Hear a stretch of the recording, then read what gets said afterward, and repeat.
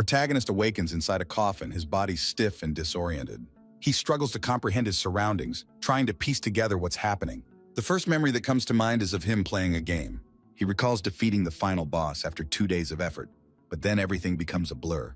The air inside the coffin becomes suffocating. Panicking, he starts pounding on the lid, desperate for a way out. A nearby voice suddenly speaks, asking why he's in such a hurry. The hero feels something cold touching him, and he's unsure what it is. To his shock, he sees a girl sitting on top of him and cries out. She seems offended that he called her a thing. The girl asks if he's forgotten his wife. The young man is taken aback by her words but chooses to focus on finding a way out. The thought that this could be a prank crosses his mind. But if it is a prank, he finds it enjoyable, as he has never seen such a beautiful girl before. The girl mentions that despite being busy, her husband needs rest. She adds that she desires her husband. Without warning, she kisses him. A mysterious glow envelops them, strangely familiar to the protagonist. Outside the coffin, an unknown figure stands guard, preventing anyone from approaching. It's Lei Shi, a senior student of Kungtung High School, assigned to exhume Chen Wujin. Chen Wujin's parents defend the coffin, pleading for understanding as they mourn their son's loss. Despite their pleas, Lei Shi taunts Wujin's father, stating that he's too weak to stop him. With a roar, Lei Shi swings his sword, which is engulfed in spiritual energy. He threatens to chop Wujin's body to pieces, and then finish off his parents as well. As he swings, a sudden force flings him away from the coffin. A massive surge of energy bursts forth from the coffin. The protagonist emerges, bathed in radiant light. Onlookers are shocked, unsure how Chen Wujin, thought to be dead, has returned. Wujin climbs out, barely able to stay upright, feeling weak after the kiss. A wave of nausea washes over him. Someone calls out his name, making Wujin turn around, confused. His mother rushes forward, embracing him tightly. His parents are bewildered, questioning how he returned from the afterlife. In panic, the young man recoils, yelling for everyone to keep their distance. He realizes he's conscious and everything around him feels too real. The surroundings look exactly like the game he once played, Cultivation of Immortality. He remembers that the game's protagonist kills Wujin, which is now his current identity. The hero feels a surge of despair. He's become the villain he once defeated in the game. To those around him, Chen's behavior appears strange, as if he's not himself. Sensing an opportunity, one student attempts to attack Wujin again. However, his sword collides with a barrier of spiritual power. The hero instinctively defends himself, annoyed at being distracted. Wujin's anger flares as he recalls the types of spells from the game. He casts a spiritualist spell, channeling the power of all things and souls of the dead.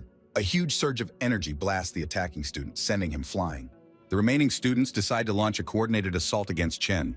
Recognizing them as mere game characters, Chen decides to eliminate them with ease. With a shout, he strikes the ground, summoning a glowing pentagram that radiates an eerie aura. The warriors are flung back just like the first attacker. Wujin yells for them to tell their master to calm down. As the attackers scatter, others begin removing the fallen bodies. Wujin's parents are anxious, unsure of what to do next, as he has killed many followers of the clan who won't let this go easily. Wujin's mother wipes away a tear, saying the most important thing is that their son is alive. However, she also notes that something about him has changed since his awakening. The hero himself feels a strange detachment from his character. Before this rebirth, he was just a regular homebody who hadn't even managed to finish university. In his previous life, he never trained in martial arts, and now it seems that every time he makes a move, he ends up getting slashed by a sword. He is outraged, wondering how the game could betray one of its most devoted players like this. A soft feminine voice suddenly asks him not to say such unpleasant things, interrupting his shouting. The same girl from before appears in front of him, causing him to jump in surprise. The girl, displeased by his reaction, reprimands him. He explains that her sudden appearances are terrifying. She introduces herself as the System, revealing that she is always by his side. He discovers that it was the system itself that transported him into the game. She explains that the game's storyline involves the villain challenging 13 clan members after being tormented by them. Eventually, he is meant to become the ruler of the city. Wujin, grabbing her by the face, demands to know why she brought him into this world. The system calmly responds that he doesn't need to know the reason yet, but he must cooperate to create a new storyline. He boldly asks what will happen if he refuses and why the system specifically chose him. Her expression turns serious as she asks if he's forgotten how he got here. With growing horror, he remembers. He had died, which is why he ended up in the game. The system warns him that if he refuses to cooperate, he will be useless and his death will come sooner. Overwhelmed and desperate, Wujin agrees to cooperate. He tries to sweet-talk the system with compliments, hoping to buy some favor, but a new thought crosses his mind. Once he learns the game's rules, he plans to outsmart the system. The system announces that it's time to depart, leaving Wujin bewildered.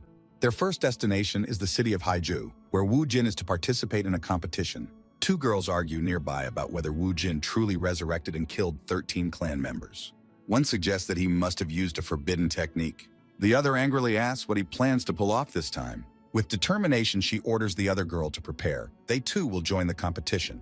Bai Xiaoqing declares she wants to see what kind of monster Wu Jin has become. Wu Jin informs his parents that he's going to the competition and urges them to leave town to ensure their safety. His father, regretful of his harsh treatment in the past, wishes him good luck. For the parents, the only thing that matters is that their son is alive. Wu Jin realizes how lucky this character is to have such caring parents. His mother tearfully confesses her deep love for him. In return, Wu Jin expresses fierce determination to protect them. He asserts that their lineage, which began a century ago, cannot afford to be tarnished. He vows to win the competition and restore the clan to its former glory. Wu Jin swears not to repeat past mistakes, though his father watches with a hint of worry. He and the system arrive in the city of Lingyu. At the transportation controls, Wu Jin feels queasy, and the system pats him on the shoulder sympathetically. It turns out that he still suffers from motion sickness, just like in his past life. He had built a flying car illusion just to show off to his parents, which now backfires on him. A lean man strokes his beard, admiring Wu Jin's abilities from afar. Recognizing Wu Jin with anger, he mutters under his breath. Wu Jin notes the man's distinctive double-pupil eyes, realizing he is far from ordinary. Despite his excitement, Wu Jin maintains a casual demeanor. With a smirk, he asks if the man intends to seek revenge. The man laughs, denying any such intentions. He won't fight a child. Politely, the man directs Wu Jin to register for the competition. With a slight bow, Wu Jin thanks him, secretly pleased that the man has revealed himself. Watching Wu Jin and his companion leave, the man comments that he will be a worthy opponent someday. From behind a nearby canopy, the hero hears someone ask whether Ye Lingchen has checked in. Ye Lingchen is the main protagonist of the game, and he was the one who killed Wu Jin.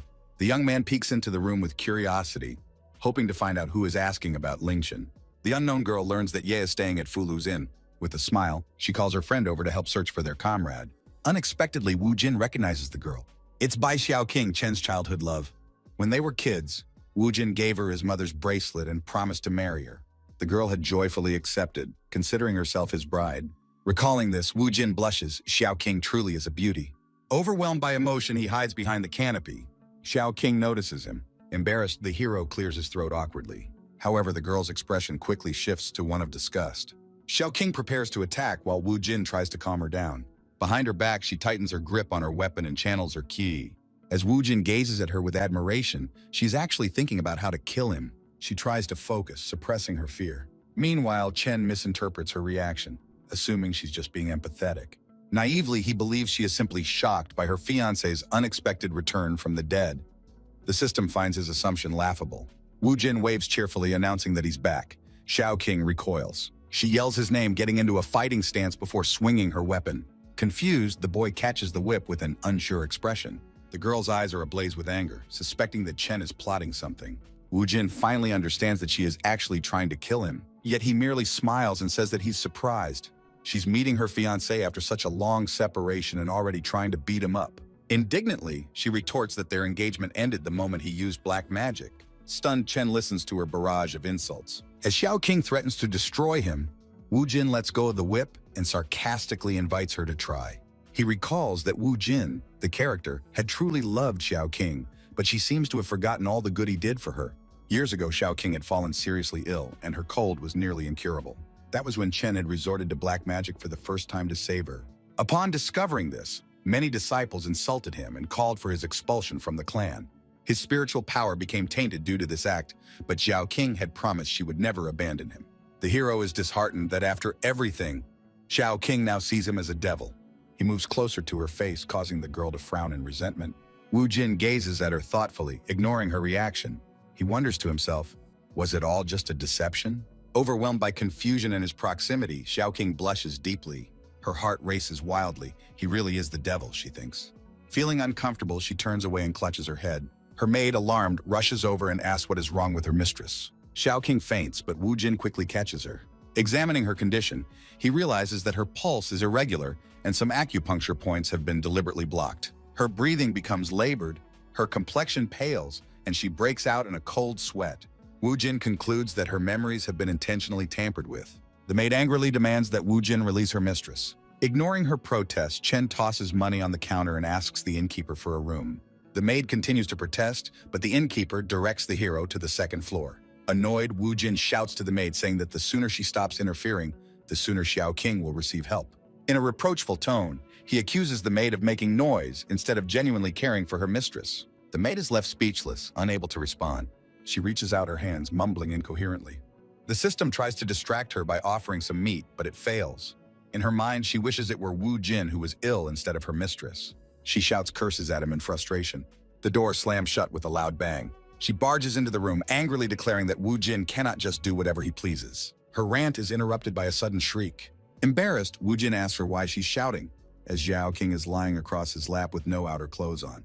Meanwhile, outside the inn, a young boy points out that the gentleman's jasper pendant is glowing. It's Bai Muyang, the head of the Bai family, and the glowing pendant indicates that his daughter is nearby. One of his sons spots the inn and suggests they check it out. Bai Muyang agrees, deciding to investigate. Back inside, the maid continues scolding Wu Jin, while the system devours its meal with enthusiasm. Voices can be heard approaching the room as someone directs visitors toward them. The brothers burst into the room, freezing in shock at what they see. Xiao King, breathing heavily from Wu Jin's healing efforts, asks him to be gentle. The brothers, furious, demand that Wu Jin release their sister at once. Focused on his task, Wu Jin ignores them, maintaining his concentration. Annoyed, he glances at the brothers, just as a sword flies in his direction. With a shout of "Stop!" the sword is deflected by a surge of spiritual energy. The master stops the blade mid-air, prompting Wu Jin to ask in confusion why he did so. The elder rebukes him, saying Wu Jin almost disrupted his sister's treatment.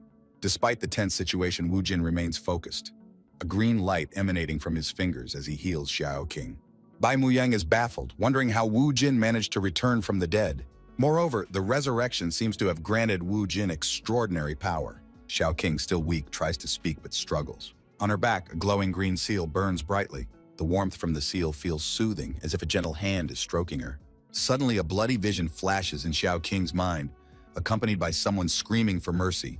Recognizing Wu Jin in the vision, a pang of sympathy pierces her heart, conflicting with her desire to hate him. Lost for words, she gazes at the green light radiating from Wu Jin. She looks back at him, bound in chains, wounded by blades, yet emitting a healing glow. Overwhelmed, tears well up in Xiao King's eyes as she finally recalls everything. Wu Jin was her childhood friend, the one who always protected her. He was the boy who had given her the bracelet and called her his bride. Tears spill from her eyes uncontrollably. Another vision appears, a bloodied Wu Jin on the ground begging her not to leave him. Despair overtakes Xiao King as she clutches her head in anguish. Tears stream down her cheeks like a scorching river, accompanied by her continuous apologies. With a trembling hand, she reaches toward the vision, feeling the need to apologize for forgetting him. Unaware of reality, she clings to Wu Jin's clothes desperately. Alarmed, her grandfather tries to console her, urging her to snap out of it.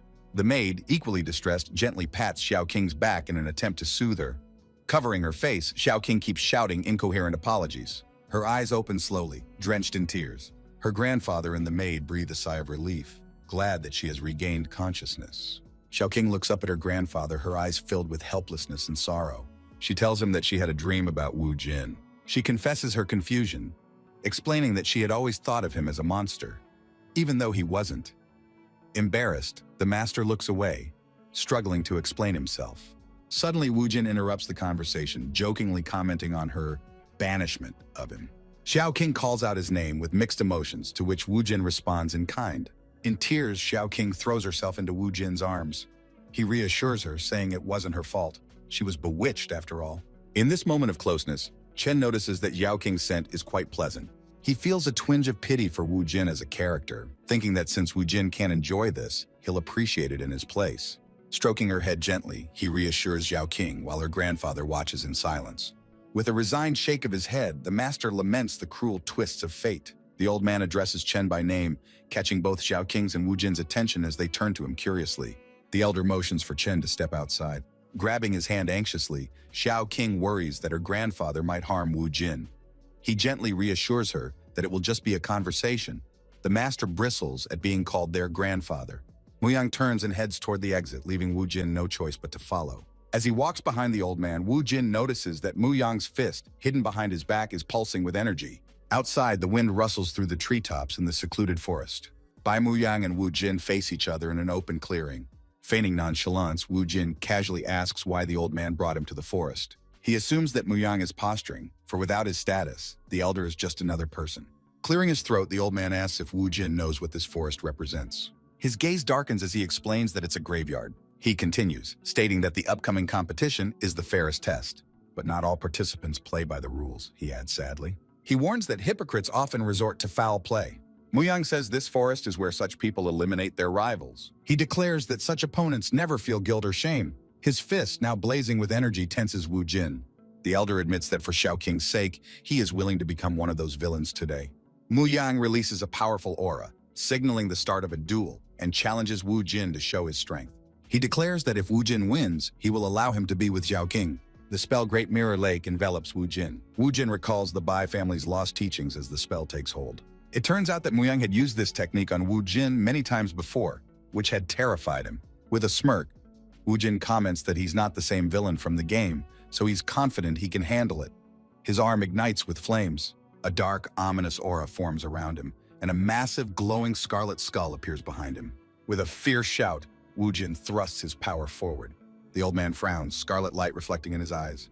The two energies clash violently, triggering a massive explosion.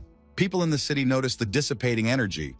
They recognize the blue aura as the Bai family's spiritual power, but the source of the red one is a mystery. Such power isn't something an ordinary person can control.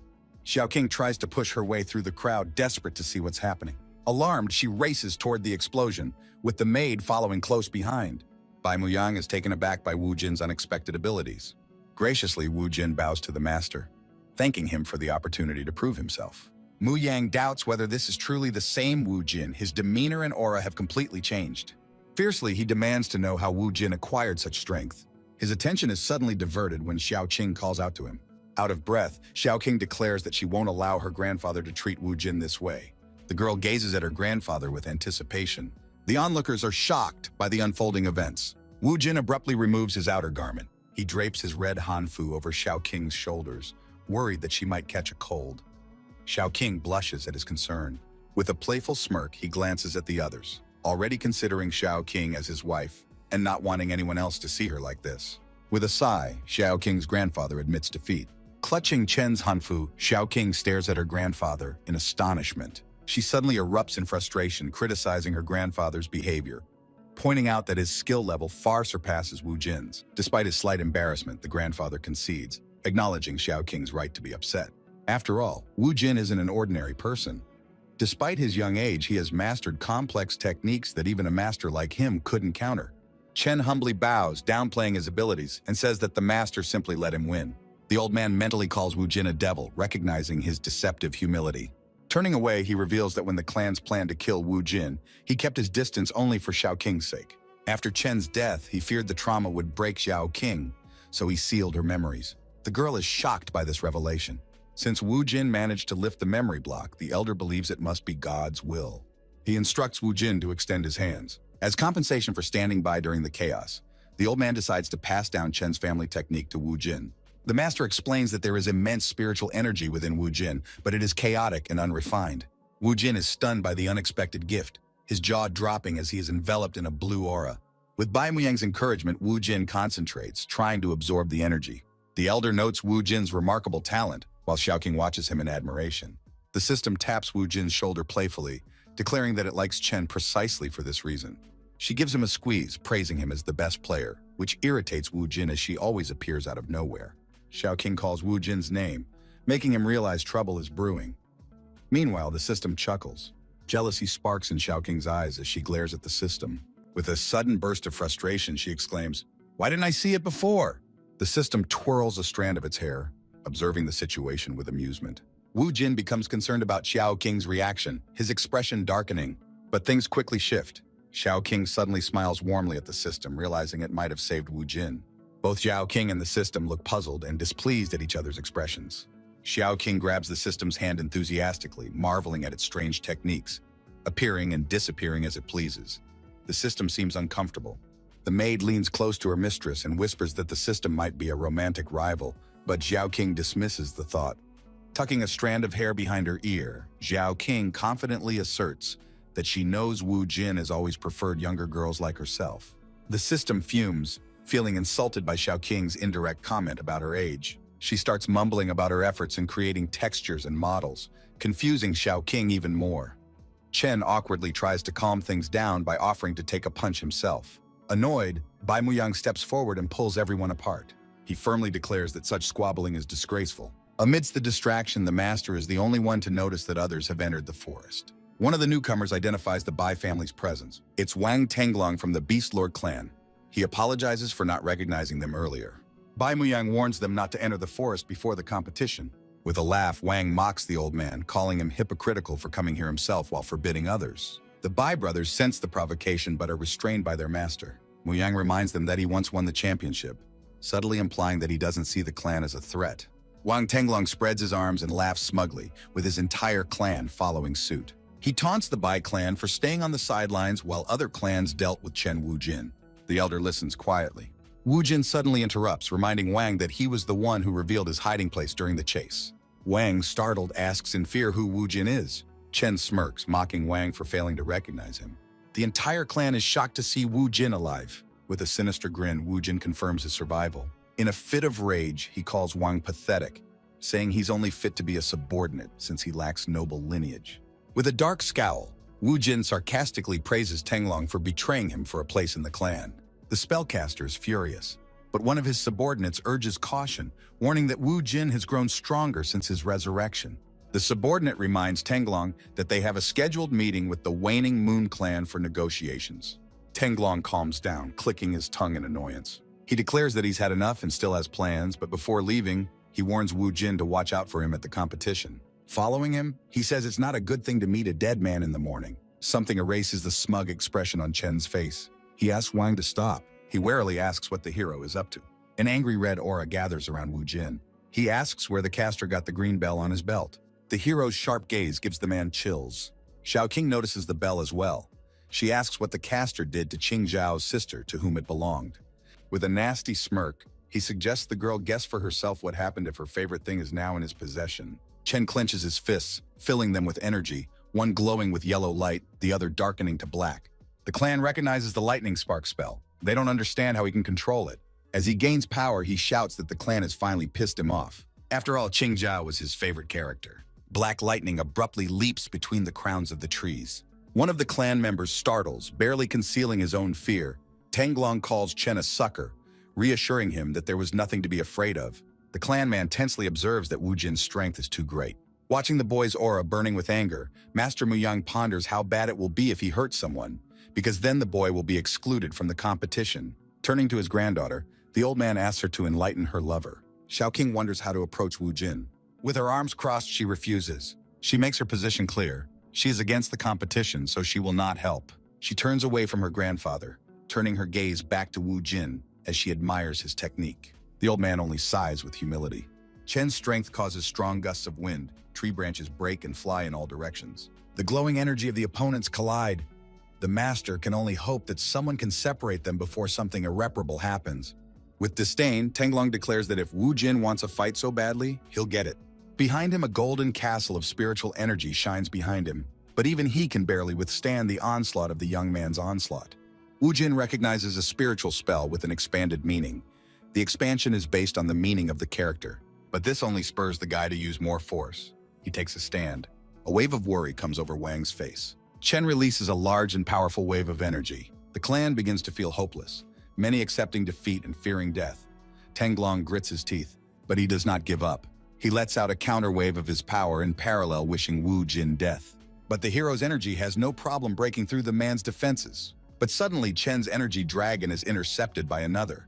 The blue and scarlet energy intertwine with each other. Everyone, Wujin included, freezes in surprise. The guy didn't like being interrupted just a step away from victory. He glares furtively at the man who interrupted their fight. The man is shrouded in a blue aura and wearing a mask, but someone in the crowd still recognizes him, calling him a hero of the past. This is Hallian Lanshan, an elder of the Greenwave clan, the same elder whom Chen met at the registration site. The guy is very surprised by his appearance. Peacefully stroking his beard, the man replies, "Here we meet." Bai Muyang calls out to Hallian. Their heavy gazes cross. With a serious face, the master claps the elder on the shoulder. Suddenly, they burst into laughter. Everyone around them is confused by the situation. The two old friends reunite with each other, remembering that they haven't seen each other for a long time. Master Muyang declares that it is difficult to get his friend to drink. In response, the clan elder says that he stays at home and never goes out. to which Master Muyang retorts that the past few years have been difficult and he can't quit. Crossing her arms over her chest, Wujin asks if Grandpa Xiaoqing knows this old man, to which she replies that her grandfather has a lot of acquaintances. Ignoring the others, the two old men carelessly agree that they need to go to a bar for a drink. Master Muyang observes that Hyolian's soul has remained the same. He revealed his friend's motives. He was purposefully seeking out warriors to teach them a lesson and train them. Wu Jin and his former rival glanced anxiously at the old men. To such a statement, Liangshan laughingly states that his friend exalts him too much. They were rivals for half a lifetime, and now he's too tired of fighting and killing, and he's no longer interested in such things. This time, Lanshan is one of the leaders of the Lantau competition, and someone has informed him that there is a fight going on in the forest, so he came to watch. After hearing part of the conversation, the hero is surprised that someone had denounced their fight. It seems strange to Chun Yu that people coming into conflict before the competition, no matter who the instigator was, were either expelled or they died, thus withdrawing from the competition. Listening to his words, the elder tensed. The hero continued thoughtfully. The more people eliminated, the more chance others would have to advance in the competition. Quite a few people are getting killed. He entered the fray, but they were reported before anyone was even hurt. The incident was even hushed up. He turned to the elder, calling him Grandpa Haoliang, and asked who was so magnanimous as to decide to help them. Suddenly, a voice comes from the side informing him that the guy had overpraised him. The man with a faint smile states that none of this was all any trouble to him. The man with bandaged eyes laments that he hasn't seen young Master Chen in a long time. And contrary to expectations, the latter has outdone himself. Chen, frowning his eyebrows, considers him. But then his face contorts unrecognizably and, stroking his chin, he asks, in fact, what kind of person he is. The young caster chuckles and throws in a quip about the hero's memory being corrupted as his rank increases. With a wave of his fan, he introduces himself. He is a chronicler from the Waning Moon clan, and his name is Mutan Tanju. To which old man Muyang is surprised, interjecting, a man of the Waning Moon clan? Chen's mind flashes. What irony. In the past, when all the clans went against Chen Wu Jin, it was the Waning Moon clan that was ahead of everyone. The hero is annoyed. However, to Wu Jin, it is only a stranger. Trying to break the awkward atmosphere, Lanshan coughs. He summarizes that since everything is settled, then everything is fine. He also reminds that there will be a competition in 2 days, so all the participants need to gather their strength and prepare for the competition. With a sly smile, Tangju throws in an excuse. He was worried about the hero's safety, but since everything is fine, he's leaving. Master Bai reacts to his words with displeasure. He believes that the fair behavior of the Waning Moon clan representative is just a mere appearance. The young man only makes a sly face and smirks. The expression on Tangju's face did not please either Chen or the system. It flashes through his mind that he has seen that face somewhere before. He asks the system what connects Chen Yu as a character and Mutan Tanju since he doesn't remember it. The system doesn't listen to him and repeats that she hates him as a character because Mutan was modeled better than her. With frustration, she turns away from the character and tells him that he will figure it out for himself. That's a reaction he doesn't like. Tenlin bows to the elder and thanks them for their help. He orders his men to pack up and leave, but Chen yells at him to stop. He is once again billowing an angry red aura. His rival asks what he's up to again. With a bow, the protagonist informs Elder Haolian that he has come into conflict with the Beast Lord clan because Qing Zhao went missing many days ago. But just today, he noticed her green bell on Wang Tenglong's belt. Frowning, he asks the elder to do justice, otherwise he won't be able to concentrate on the competition. And the guy is serious. He wants the elder to go with him to the place where the Beast Lord clan is becoming, because he wants to find out where Qing Zhao is. The whole company reaches the inn of the Beast Lord clan. The guards are surprised that Tenglong brought people with him. Elder Lanshan reprimands the man. He must realize that a conflict with his disciples will not make him look good. But the man only refuses, saying that Qing Zhao simply can't be here. Therefore, he considers his accusation meaningless. He deliberately shakes the bell in front of Chen to annoy him and says that he found him on the way. Lanshan shakes his head and replies that everything must be judged fairly, so he still wants to go to the inn and look around. Tenglong makes a grudging face but lets them go anyway, assuring them that they won't find anything. In that case, he wants Chen Wujin to kneel down and call him master. This statement infuriates and angers Wujin, and he kisses that it will never happen. The old men are the first to go inside. Chen and Xiaoqing split up. He directs her to the east wing, himself going to the west wing. Tenglong is watching them. He is pleased because this farmstead is not his property. In his mind, he is boasting, for no one can imagine where he has hidden the girl. Qing Zhao sits alone on the cold cellar floor, armed only with a knife. She doesn't feel very well, grabbing her stomach with her hand. The girl is very hungry and looks bad. Suddenly, the handle of the basement door turns. Noticing this, Qingzhao tenses up. The formidable man walks in and asks if the girl has changed her mind about the proposal because once she agrees to his boss's terms, he will feed her immediately. He teases her and tries to seduce her with the smell of food, but the girl only clutches the handle of the knife with a trembling hand. She puts it to her neck and begs him to stay away, threatening to slit her throat. The man throws the bowl of food to the ground with anger, showering her with curses. He yells that sooner or later she'll get hungry, and he'll wait to see how long she has enough. The man's partner asks why he's causing trouble since this girl is already difficult enough. He moves closer and whispers, suggesting he use poison. But the man just waves her off. He tells her that the girl is learning the technique of wood healing and her powers are incredible, so no poison will take her. All they have to do now is wait until she's so hungry that she loses all her strength. That's when they can easily deal with her. It's a pleasure for the villain to see her in such a state. The girl drops the dagger without strength and tries to cheer herself up. There are tears in her eyes. There is no way she will obey this man. After all, he betrayed Wu Jin.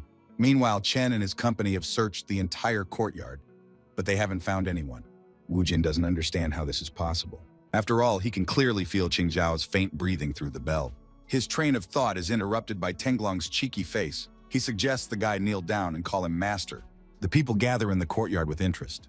They push each other around and try with interest to see who is arguing. Tenglong teases Wu Jin. Has he really decided to back down? At this question, the guy's gaze darkens. With his chin up, the man says that the guy should keep his word. Mentally, he rejoices that the hero will embarrass himself in front of so many people. Chen's mood changes dramatically.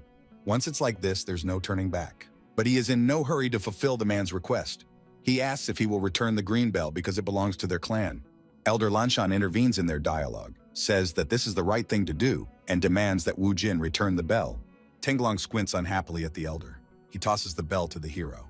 The latter notices that the bell begins to glow brighter. The closer he gets to Qingzhao, the more he reacts. It becomes clear to him that Qingzhao is definitely here. Tenglong continues to enjoy what's going on, again mocking Chen. It makes him angry. He asks once more if he kidnapped Qingzhao, and he better answer honestly, or he'll regret it. Realizing that the man has no intention of confessing, Wu Jin activates his spiritual power. He warns that he originally didn't want to complicate things, but now he has changed his mind. His entire body is engulfed in a golden glow. He directs the energy towards the courtyard. Outside, Gawkers recognize a mysterious technique, the art of spiritual search. The system marvels at the hero's abilities. It is pleased that it has chosen a truly top player. Spiritual force shows the events that happened. Qingzhao was going somewhere in a cart, but then she is suddenly stopped by Wang Tenglong, offering her a drink of water. He jokes that he will take her as his wife. The young girl, frightened by the appearance of the unknown man, points a knife in front of her and asks him to stay away. This enrages the man and he threatens her. Without fear of profanity and cackling disgustedly, he douses her with water. With a sharp shriek, Wang cuts off the flood of memories. He asks Chen not to continue any further. The guy is very enraged. Being shocked by the behavior of the Beast Clan representative, the people disperse in disgust. Wu Jin calls out to Tenglong and tells him that he won't fulfill the arrangement anymore. With eyes burning with anger, the hero asks to let Qingzhao go. Nervous, Wang Tenglong asks the clerk to open the secret door. Wu Jin bursts into the room with fury. He observes a disgusting scene. One of the guards is harassing a girl while she is passed out. Full of burning rage, Wu Jin punches the man, putting all of his aura into his fist. With such force, the man flies off and hits the wall like a sack of potatoes. He's bleeding as he lies unconscious. His partner is shaking with fear. Even though the men are no longer a threat, Chen burns him with his gaze. But then he switches to the girl, and his expression changes to one of concern. She's still unconscious, so he scoops her up in his arms. With relief, the girl realizes that the hero has finally saved her. He also calms her down. As everyone else bursts into the basement, Tenglong is outraged by Wu Jin's behavior. He killed his subordinate. He calls the guy dishonorable. Such words make the hero angry. In response, he kisses that the man has no right to even open his mouth now. He killed the guard because he insulted the clan of spirit lords. Even his death is not enough. As he carries the girl away from the basement, he threatens that he won't kill the man now, as he is restricted by the rules of the competition. But once the competition begins, he'll be in trouble. Wang Tenglong clenches his teeth. In the next moment, he swipes the dishes from the table with his bandaged hand. It shatters. It turns out he came to visit someone. He asks his subordinate where his master is, why he hasn't come out yet. But then a clear and calm voice comes out saying that Mr. Wang is very angry. The man's gaze shifts. A refined man appears in the doorway, fanning himself. It's Mutan Tangju. Tenglong jumps up from the couch and shouts that what is happening has nothing to do with the Waning Moon clan at all. First, they threatened him. Then they forced him to give away Chen Wujin's location, promising to get rid of him quickly. He's angry that it turns out the hero is resurrected in the end. To which Moten replies that he has no explanation for this. After all, he was dealt with by the great Yalinchen. If anyone is to be blamed, it's him. He moves away from Tenglong and sits down directly on the table. Pouring tea for his guest, he assures him that since the Beastmaster clan is already related to the Waning Moon clan, they won't just leave them alone. After all, didn't the Waning Moon clan just settle the conflict in the abandoned forest? Moten reassures the man. He only has to think about the competition. Everything else is their concern. With a half smile, he assures that they will not leave Chen Wujin alone. Someone's gentle hands gently wring out the cloth. Xiao King puts a compress on the sick girl. This should bring down the fever. Wujin is very worried about Qingzhao, but his lover tries to reassure him. Stroking the girl's head, he assures her that he is not worried because she is there for him. Screams are heard. Someone is trying to break into the room. This person begins to move to threats, exalting his abilities. Wujin's head snaps up. He recognizes that voice. It's Chen's nemesis. One of the Xiao King brothers bursts into the room. He asks how the hero knows that strange girl in the hallway. According to him, there are stories about her. They say that she controls the forces of 1,000 spirits, and on top of that, her blood is mixed blood of gods and demons. He thinks it's nonsense. Chen heads out of the room and asks him not to talk nonsense, because she's only the house manager of the Spirit Lord clan. In the main hall, he observes this picture. A blonde woman in red robes furiously demands the poor maid to tell her where Chen is. Calling her sister Qingxi, the hero calls out to her. She happily turns around at his call. It's Chu Qingxi. She heads toward him on the stairs, saying that she knew he wasn't dead. As she hugs him, she praises him and gives him a friendly pat on the shoulder. Wu Jin notes her strength. Not missing out on the moment, the hero begins to praise himself as well. He asks if Qingxi knows that he's going to compete. She informs him that his parents told her. She complains that she couldn't have imagined that 6 months after she left the clan to perfect her strength, such a disaster would overtake him. Wu Jin assures her that it's all long over. But the girl smugly declares that it's time to prepare to strike back. She knows that Yelingchen will also take part in the competition. Meanwhile, Qingzhao has started to wake up. In a semi-conscious state, she calls out to Chen Wujin. Opening her eyes, she doesn't realize where she is. With shaking hands, she clutches the blanket. The poor girl sinks into her memories. There she is again in the basement, barely able to stand on her feet. She feels like she can't take it anymore. She collapses to the floor from exhaustion. But despite her condition, she tries to stay conscious. With a cloudy look, she sees the silhouette of a cheerful guard. He begins to realize that the girl is giving up. Despite the girl's pleas to stop, the man heads towards her. The starved consciousness distorts the picture, making it even more grotesque. After that, the stream of memories is cut off. The girl bursts into tears. She fears she's been raped. In pain at the thought, she clutches at her hair with her hands and screams. Hearing her screams, Wu Jin bursts into the room. In concern, he asks the girl what happened. Hysterical, the girl only repeats his name, unable to squeeze anything out of herself. In tears, she throws herself into the hero's arms.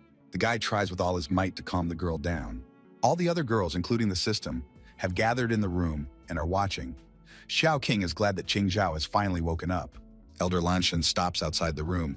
He asks what the girls are doing here. As he enters, he teases the guy, saying he has a lot of girlfriends, but immediately switches gears and says he's here on business. He informs him that there are 3 people from each clan participating in the Lantau competition and asks who will represent the Spirit Clan. All 3 of Wu Jin's girlfriends simultaneously withdraw that they want to go. Qing Qi said that she was obligated to go as the house manager of the Spirit Lord clan. Xiao King, on the other hand, simply expressed her desire to participate with her lover.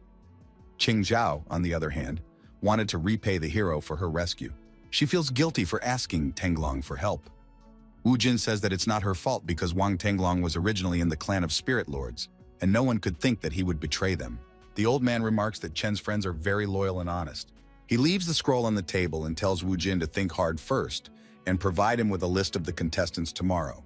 He wonders what the guy will decide. Chuckling, he walks away. The hero exhales and tries to concentrate. Lantau will most likely have to deal with poisons during the competition, so the guy decides that Qingzhao's abilities will come in handy. Xiao King begs his grandfather for the opportunity to participate in the competition. He stops her and says that the Bai family will not participate in the competition. But the hero himself decides that her powers are incredible, so he needs her too. Chu looms over the guy, hinting that he should choose her. In his mind, he analyzes. In Chu's game, Qingxi didn't appear often, but she has good potential. The girl keeps begging the guy. She seems naive to him. Coming from afar, the guy starts to praise her because she has made some progress. But since he hasn't seen it, he asks her to demonstrate her skills. The girl threatens him with her finger and tells him that she might scare him. Woo Jin books the back of the hotel. He's not happy with the price. It seems too much for him. The girl and her friend disperse to their seats. Chen warns her not to hold back. He will withstand any attack. Getting into a fighting stance, the girl says he can't handle it. She asks everyone to stand back, activates her powers. A blood-red aura gathers around her. Chen is now ready to fight. The girls watch the fight with worry. Exhaling, Woo Jin adjusts her strength. But Chu Qingxi's attack passes him by. The girls are surprised by the miss. Chu yells that the guy is underestimating her. She builds up her strength again and says that the next strike will be deadly. She goes on the attack with her sword. The sword she threw has consciousness. It can turn emptiness into reality. Bai Muyang appears. He thinks it's not enough. After all, although Chu Qingxi has developed her own technique, she has not reached perfection. She is still lacking in strength. Chu Qingxi's attack cannot break through Chen Wujin's defense barrier. Therefore, he declares that she has no chance to participate in the competition. The girl is annoyed. The girl is not satisfied with such a verdict. She balks and says that this attempt doesn't count. In her defense, she states that she's afraid she might hurt Woo Jin, so she's holding back. She asks for another round to show her full power. Xiao King interrupts her monologue, saying that if she likes to play, she should be able to lose as well. This infuriates Chu Qingxi. She says that she will not lose this time. That's when a realization comes to her mind. Chen challenged her to a fight on purpose so that she would lose and not compete. The guy tries to calm her down. He admits that it's true, and he doesn't want her to compete. He has a more serious matter for her, and he wants to entrust it to Qingxi specifically. After all, the fate of the Spirit Lord clan will depend on the girl. The girl is afraid of such a responsibility. This time, the fight will not only be fought during the competition, even more danger will await outside the competition field. People like the Beastmaster clan and the like will not miss a chance to do something inappropriate during the Lantau event. For the participants, these competitions are undoubtedly extremely dangerous. That's why the guy needs a trustworthy person outside the competition to control the situation from the outside. He grabs Qingxi's hands. As he gets closer, he says that he is entrusting this case to her. She will definitely be able to handle the crimes and atrocities of the competitors. The girl, however, is no longer sure of this. But the guy does not back down, and she still agrees. Chen beats his fist in his chest. He confidently pronounces the oath of the Lords of Spirits. The girl looks at him with rapt attention. Then she confidently repeats after him. Sistema, on the other hand, is as awkward as possible watching this. She feels Spanish shame for them, calling them idiots. The people are crowded in the square. Chen hands Haoliang the list of contestants. In response, the old man wishes them luck and victory. The hero thanks him for his guidance. The gong strikes. He lights up with spiritual energy. Old man Lanshan makes a speech. He officially opens the competition. The people and the competitors themselves shout in delight. Xiao King rejoices with everyone. She believes that they are bound to be the winners. Chen watches her with loving eyes. The system supports the general mood, but Wu Jin chases her away because she's not on the list of contestants. She says she will follow her husband to the ends of the earth. The hero is uncomfortable with this statement and doesn't know how to react. A man standing nearby points up and attracts Chen's attention. It's finally starting. The contestants are introduced to the rules. In the first round of the Lantau competition, the contestants will need to get out of the mysterious place. Every 3 people from the clan will go through a portal to end up in the right place. The MM will have a time limit of 7 days to complete the task. Xiao King pokes his finger at the sky in surprise. A cloud of energy gathers above the arena. It is obviously a portal. In Wu Jin's hands, a shining golden plaque floats. He looks at it with interest. Each participant receives one. They are told, once they get to the competition site, they need to keep it carefully. If they lose it, they can be considered to have lost. Their task is this: protect their nameplates and take them away from others. One nameplate brings 1 point, however. If a team loses one of their members, they have 5 points calculated. Elder Lanshan opens the competition. All players prepare to go through the portal. The heroes remain unharmed thanks to Chen's powers. The protagonist warns everyone. They can resort to various methods to achieve their goal, but if they want to harm anyone, he will be merciless to them. With the help of his powers, the protagonist forms a cushion so that the landing will be neat and everyone will be left unharmed. Xiao King looks around with interest. She senses a very strong energy on the island. Qing Zhao assumes that there will not only be battles here, but also some sort of inspections. Chen smugly declares for her not to worry, because with his power, they will be done quickly. Elder Haolian is watching. He comments on the guy's words, saying that Chen Wujin is rather arrogant. One of the observers is caught by his words. It's Haoliang Guiqiang, the brother of Elder Lanshan. It turns out that there are several people watching. One of them remarks that there are quite a few interesting people who have appeared in recent years, and Chen Wujin is one of them. There's no telling what he might pull. During the competition, it is common practice to bet on players. Lots of people watch the participants with interest and bet on them. Someone in the crowd remembers that Yahello was not among the participants. Everyone turns their gazes to the screens with the players and, unfortunately, they don't notice him. Meanwhile, on the island, an unknown man screams in fear, someone's shadow looming over him. It's a huge tiger. It's so big that the man seems like a gnat in comparison. The man tries to run away from the animal in fear. A familiar hand picks up his sign. It's Wang Tenglong and his team. From the looks of it, they have already collected many plaques. Since they have enough spiritual beasts with them this time, one of the spellcasters suggests to finish off Chen Wujin. Tenglong sends one of his animals to scout the location of the Spirit Lord team. It is a hawk of enormous size. No one will be able to escape its gaze. Once he discovers their location, he will kill Wujin immediately. Xiaoqing is the first to notice the bird hovering over them. Eventually, the hero has no trouble dealing with it, and they decide to cook it for lunch. Wujin praises Qingzhao's abilities. Hers turned out very tasty. The girl worries that they might break some rules, but she is assured otherwise. After all, the Beast Lord clan considers spirit beasts as pets, and who would refuse a free lunch? Someone calls the guy cruel. He glances unhappily towards the source of the voice. An unknown person sits in a tree and says that Chen is really lucky. The unknown person jumps down from the branch to the ground. He asks, "What kind of monster are you, Chen Wujin?" The young man's face is hidden by a cloth, but even so, he looks spectacular. Aloud, he wonders how the hero came back from the other world. It seems that Wujin has started to recognize him. Is this really the main character, Yahello? But why is his sensation not the same as in the game? Saying the name of Chen's nemesis, Xiaoqing confirms his fears. The guy feels like he's finished, and this situation is hopeless. After calling Wujin a bastard, he asks Xiaoqing why she's around him. Did he really force her? The hero remembers that both characters are the main characters of the game. He grabs his forehead. Qingzhao feels like he's getting sick. Grabbing the girl's hand, Lingchen tries to pull Xiaoqing away. Looking at this, Wujin explodes. He orders not to touch the girl and prepares a spell, but his beloved can fend for herself. She aims her snake forward. Chen is surprised that she can manage without him. The other protagonist is also surprised. He didn't expect the girl to attack him. Jumping back in shock, he asks Xiaoqing what she's doing. The girl is very angry with him. Directing another spell towards Lingchen, she yells at him to stay away from her. While defending himself, the guy notices that the girl has remained just as impulsive. The protagonist of the game channels spiritual power into his pout and fends off the attack. As he builds up his strength, he decides that he must teach the girl a lesson. What price can be paid if one acts rashly? A surge of red energy emanates from Lingchen. Meanwhile, the girl's tense reaction is watched in shock by what the spectators watching the competition. They finally get to see the one they have been waiting for so long, Yahello. The people rejoice at the appearance of everyone's favorite and pray that he finally kills Chen Wujin. Bai Muyang is also watching the competition. He is very worried about his granddaughter. His old friend cuts him off and tells him that outsiders can't interfere with the course of events. Muyang, in a fit of anger, yells that it's his granddaughter, and he can't be indifferent. Haolian tries to reason with him. If he interferes, she will be disqualified. The master, however, replies that it doesn't matter. Meanwhile, a massive explosion of energy is seen on the screen. Bai Muyang almost loses his mind at the sight. In anger, he shouts that if anything happens to his granddaughter, Haoliang Lanshan will pay for it. The master tries to see what's happening on the screen, but he can hardly see anything. It's damaged. Someone in the crowd shouts that it's all over, and Bai Xiaoqing has been burned to the ground.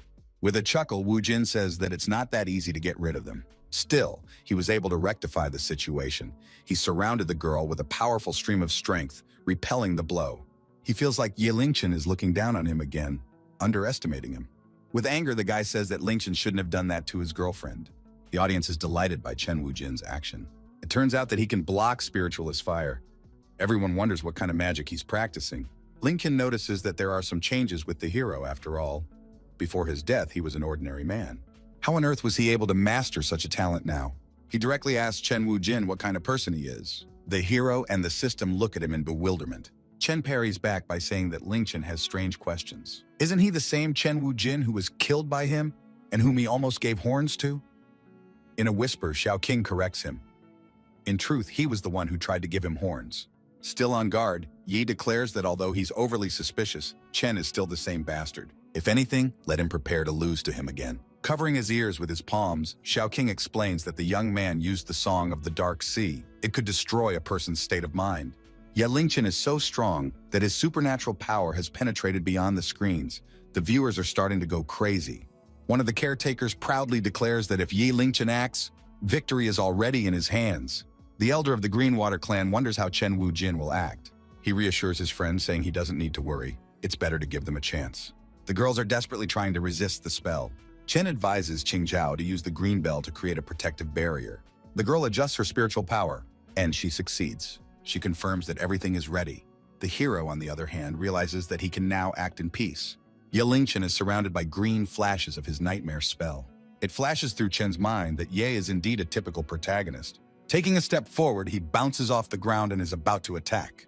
Ye Lingchen used his power in such a way that no one was hurt, which means he can't compare to a negative character like Chen Wu-jin in brutality. The guy is in striking proximity to his opponent. Now the hero with pleasure wants to teach a lesson to the arrogant protagonist. But the latter is not so simple. He was ready for this. With delight, he confirms that Chen fell for his bait. Flashes of energy envelop him, locking his limbs together. The trap has long since slammed shut. As Chen moves, the guy's music restrains him. There's a crackling sound. The spellcaster is surprised to be outsmarted. Streams of water float through the air everywhere. Soon the caster himself is caught in their trap. But that's impossible, his mind raced. Is this a metamorphosis? The audience is also surprised that Chen Wu-jin was able to get out of the trap. Now the guy was also able to control the water dragon. Bai Muyang recognizes his own technique, the mirror lake. The girls praise the protagonist, and he unashamedly enjoys swimming in it. While he seeks even more praise, he belittles his own abilities. Now the caster is imprisoned in a bubble of water. To everyone's surprise, it turns out that Ye Lingchen is panic-stricken of water. The guy's eyes are wide open. He can't breathe. A tangent-like creature appears out of nowhere. It's a clan of animal lords. Seize the moment, they have decided to attack. Wang Tenglong draws an auxiliary seal in the air. The beast bursts the water bubble that Chen Wu-jin created. The spellcaster is wounded by this unexpected release, blood running down the corners of his lips. He tries to defend himself with a barrier of spiritual power. It burns very brightly at first, and then an explosion erupts. Ye Lingchen falls down, his clothes are torn and smoldering afterward from the explosion. He falls to the ground with a thud, pieces of earth and rubble flying in all directions. Wang Tenglong is pleased with himself. His team is proud of him. Fortunately, the bird has sent them information about Chen Wu-jin's location. The man asks the servant to feed it. The man looks around for the bird. Chen calls out to Tenglong and shows him his lunch. Mocking him and waving the roasted bird at him, he asks if that's what the caster is looking for. The whole clan is shocked at the cruelty of the protagonist.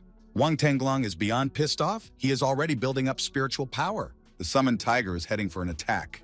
Chen Wu-jin asks for help from his lover. He advises her to use the white snake dance technique.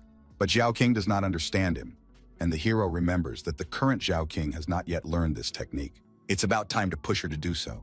The hero resolutely takes up the task. Chen gently takes the girl's hands and says he will teach her. Wu Jin casts a spell and asks her to repeat after him.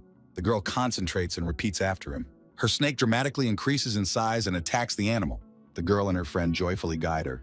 But here's the problem. The snake is too small in relation to the tiger. Therefore, the one throws her off without any problems. The team is upset by the failed attempt. The tiger prepares to attack. He's already rushing forward. But abruptly, hundreds of bindings encompass it, locking the animal in place. While the Beast Lord clan is outraged, Chen's team rejoices in the girl's abilities. The tiger is tightly enveloped by the ropes and can't move a millimeter. The snake Zhao King has been given a humanoid face. With a hiss, she finally deals with her opponent. Turning back into a snake, the creature begins to glow. The girl caresses and praises her pet. The guy also praises the girl but says she still has room to strive. Meanwhile, Wang Tenglong grinds his teeth in anger. He yells that he will never forgive Chen Wu-jin. He once again prepares to unleash another beast. There is an evil aura around him.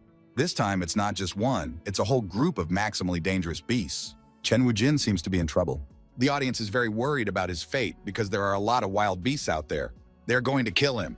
Zhao King counts the beasts. There are at least a couple dozen of them. And they have jade tablets around their necks. Wang Tenglong could only take these beasts with him on the condition that they also had the tablets. But Chen Wu-jin's death is worth it. The girl is shocked since there are so many animals. But this is only to the team's delight. Jade is very expensive nowadays, and Chen Wu-jin will have no problem handling everything. Looking at their reactions, Wang Tenglong is angry. He shouts, "Don't you dare underestimate me," and orders the animals to tear the Spirit Lord team apart. Chen Wu-jin is preparing for battle. He turns to the girls and asks them to follow him closely, because this is a great opportunity to learn something new. Suddenly, a shout is heard. "Everyone freeze!" A huge stream of energy is coming from the side. It quickly dispenses with the beasts. It's Ye Lingchen. The aura of his sword extends for miles around. The Beast Lord clan's pets explode. The hero then directs his wind spell at the clan itself as well. The people panic, being swept away by the storm. The team watches in shock. And then Chen Wujin notices something that makes his eyes widen. Yelingchen turns out to be a woman. Not realizing that she has revealed herself, the spellcaster continues to hurl threats at Chen Wujin. The latter finds no words and continues to stare at her. This reaction makes the girl uncomfortable. In shock, she sees her clothes and realizes what is happening. In embarrassment, Yelingchen tries to cover herself. The girl feels embarrassed and tries to chase everyone away. The Beast Lord clan is finally swept away by the currents of air. The spellcaster's jade tablets fall from the sky and hail. The team happily collects them. Chen Wujin exclaims, "It's a piece of cake!" But then Yelingchen calls out to him. No matter how many plates he collects, he will be defeated.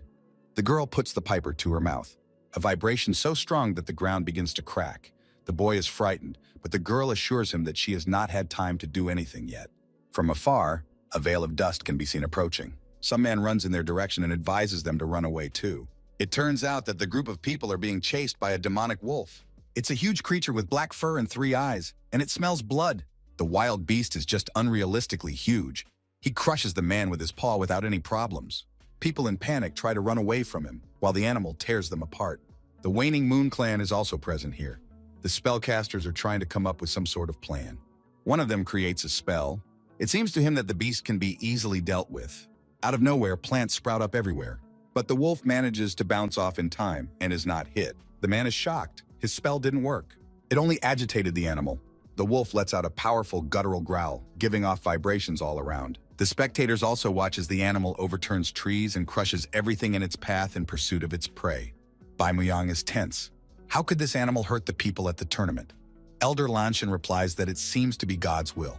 For centuries, the beasts of this island had rested underground until the Beastmaster clan revealed a multitude of monsters to the world.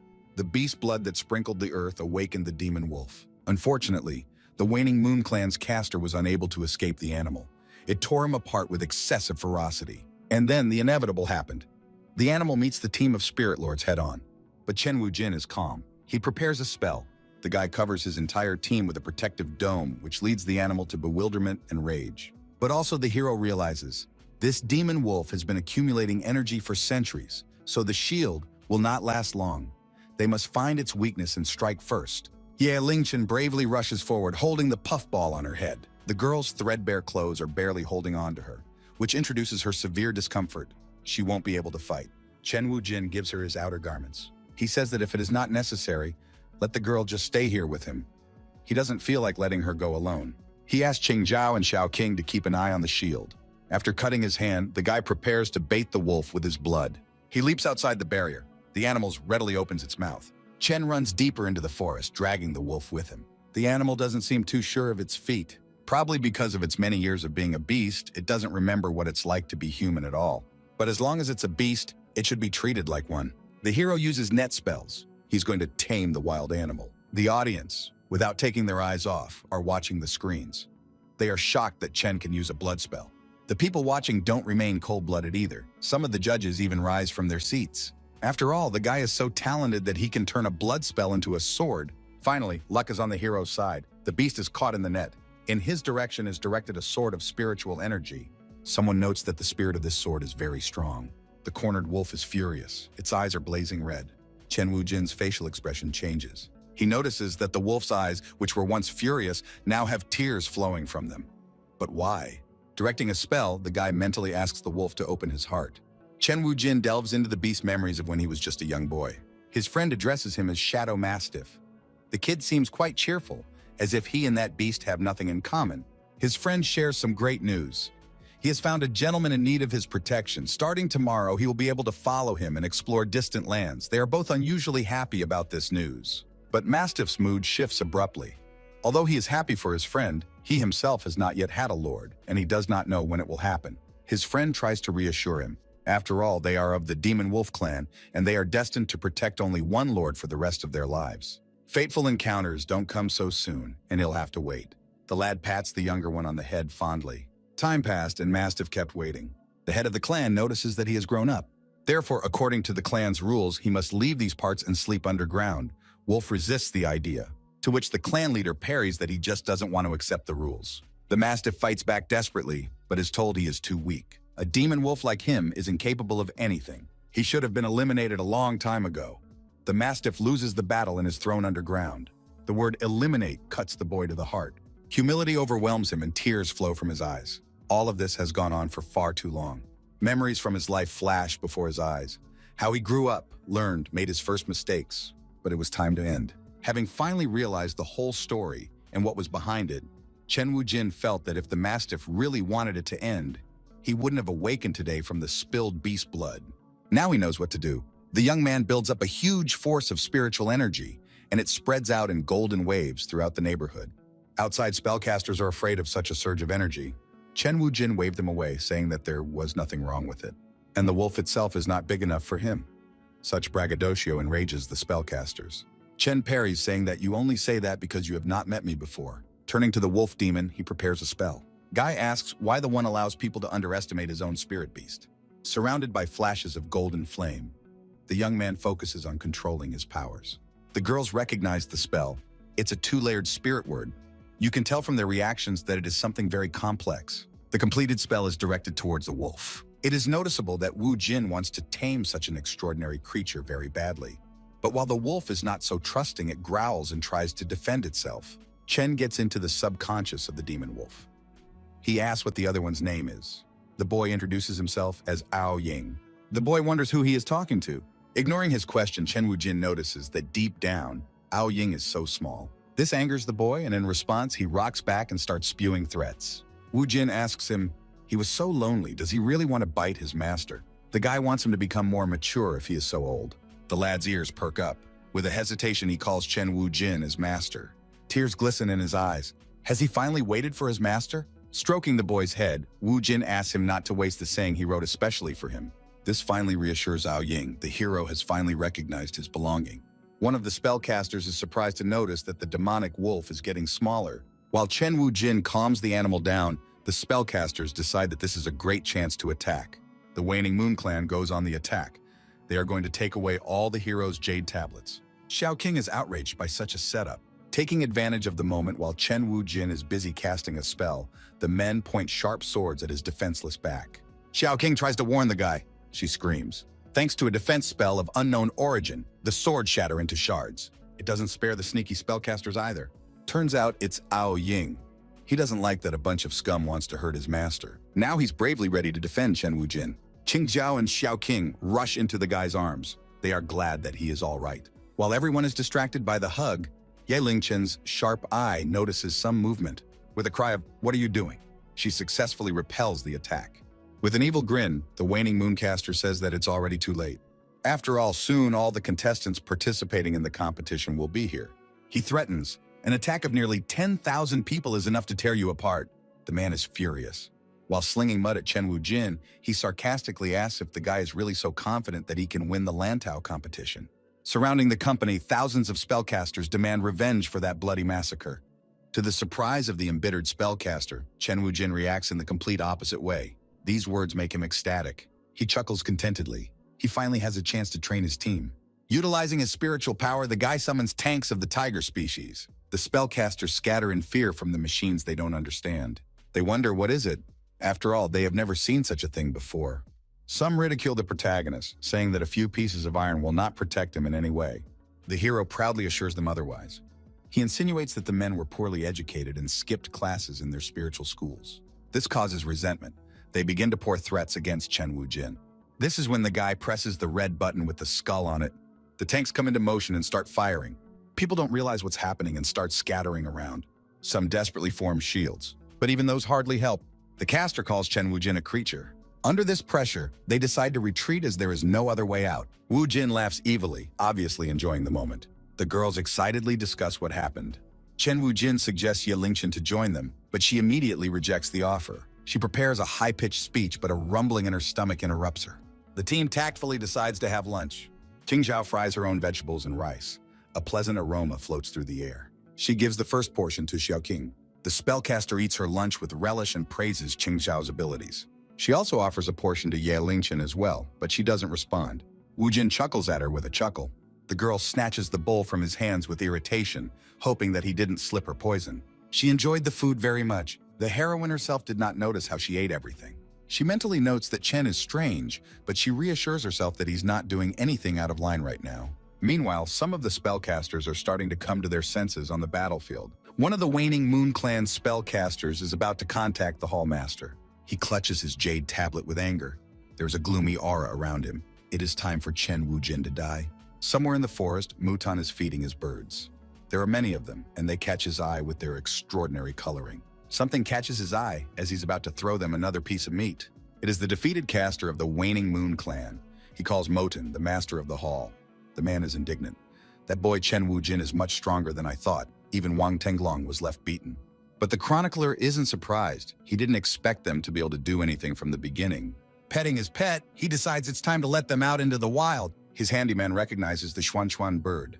This bird has the ability to transcend all boundaries and reach all sorts of fantastic places, Moten corrects. Moreover, they are used for more than that. He opens the cage wide. With their ravenous teeth bared, the birds head towards their goal. Meanwhile, in the clearing where Chen Wujin's team was once surrounded, many spellcasters lament that they cannot defeat him. The red-haired girl interrupts them. Since everyone is down, there is no need for an alliance. The caster calls her Hall Master. This is Gong Yao. She clarifies her position. There won't be only one winner in the first round anyway, so they need to rely on their own abilities. She orders her assistants to leave. The men shout after her, trying to stop her, but all to no avail. Gong Yao's assistants ask what they should do next. The spellcaster summarizes, let the two dogs fight, see how they take their losses, and we'll pick up the signs in the process. The girl takes note of her wisdom. Gong Yao reminds everyone else that they should not forget how the other clans now treat them. The Spring Wind clan, saying that they only use charm techniques. This attitude makes the girl angry. This time, she wants to make sure to get a result in the competition so they won't be underestimated anymore. One of Mutan's birds finally makes it to the clearing. Gong Yao's short-sighted team revels in her. One of the girls enthusiastically supports the Hall Master's campaign speech. The others join in as well. Just because they are beautiful, their efforts should not be ignored. Suddenly, a bird sinks its sharp teeth into Gong Yao's arm. The girl is surrounded by a pink aura of unknown origin. She becomes very hot. Out of nowhere, hordes of birds start attacking the girls from all corners. They bite the girls mercilessly. Meanwhile, at the cave where Wu Jin and his friends are staying, there is a sharp cry. No! It's Xiao King. She's struggling in her sleep. It looks like she's having a nightmare. Noticing this, Chen Wujin calms her down. In a half-sleep, they make out. In his mind, the hero is thinking how happy he is to beat Chen Wujin. But a sharp cry for help pulls him out of his train of thought. It seemed to be a woman's voice. With a cry of please, the girl clings to Chen Wujin's arm. It is Gong Yao. One can see that her condition is not good. Qing Zhao wakes up to smell a strange odor. Xiao King smells it too. It seems very cloying and disgusting to her. The girls are worried because they can't find Chen Wujin. Xiao King calls out his name in a ringing voice. She cries out once more, this time in surprise. Chen Wujin's weak hand tries to reach her. It seems that the Spring Wind clan girl's consciousness has been taken over by some spell. Without realizing the reality, they have clung to the hero's body. Gong Yao stuck to the guy, cannot get off. He notices that she is very strong. Chen looks closely and sees tears in her eyes. He guesses that something is wrong. The boy casts a spell. He finds out it's the poison of the Xuan bird. No wonder, anyone bitten by the Xuan bird will have their internal skill passively activated, and the birds will be able to control them. This realization makes Chen Wujin worried. But the guy realizes that the girl's meridians are very weak right now. If he forcibly tries to release them using the spiritual method, they simply won't be able to withstand it. Chen Wujin's girlfriends are watching in disgust. The guy purposely starts to provoke them by pretending that he is enjoying the whole thing. He asks what they think. Perhaps he should reluctantly accept them all. The girls resent this provocative question. Xiao King, as his fiancé, is very angry with this question. Qing Zhao agrees with her completely. Angered by this situation, Chen Wujin's lover grabs her friend's shoulder. With great force, she pushes Qing Zhao towards their friend and a group of girls. She crashes into them. Gong Yao feels very bad from the collision. Her breathing is heavy. This behavior has made her angry. Not realizing what she is doing, she casts her own spell on everyone around her. The girls' sanity had become clouded, and now they too were not feeling well, as if all their strength had gone. Qing Zhao watches anxiously, breaking her arms. Chen Wujin grabs her wrist. He is also having a hard time enduring this spell, but the guy knows that Qing Zhao's blood has a healing effect, so he bites her while tasting her blood. Of course, because Qing Zhao's blood is invulnerable to all poisons. Jin pulls his lips away from her neck.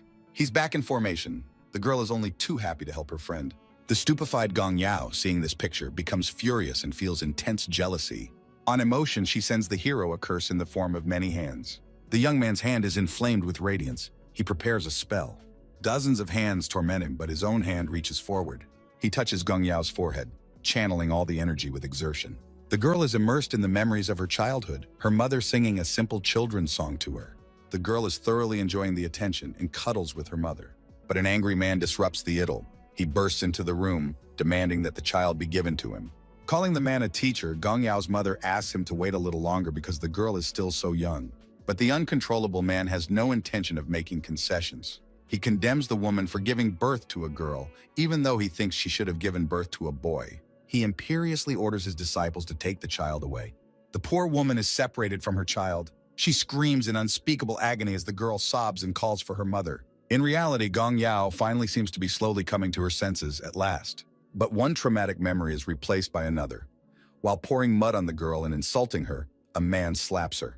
He says all sorts of nasty things to her, and Gong Yao has no choice but to remain silent. It turns out the man is not alone. There are 3 of them. They are getting close to the girl with disgusting and frightening intentions. The subhumans stretch their vile hands. The girl feels fear and humiliation. Tears well up in her eyes. Was she born only to suffer such a fate? Was she born to be just a toy for men? In such a stressful situation, she gradually begins to lose her mind. Her gaze becomes blank. She pretends to give in to them by hugging the man back. But taking advantage of a convenient moment, she fights back and brutalizes men. Not long ago, the girl was a victim and asked for help. But the arrow turned 180 degrees. Now the victims are her tyrants.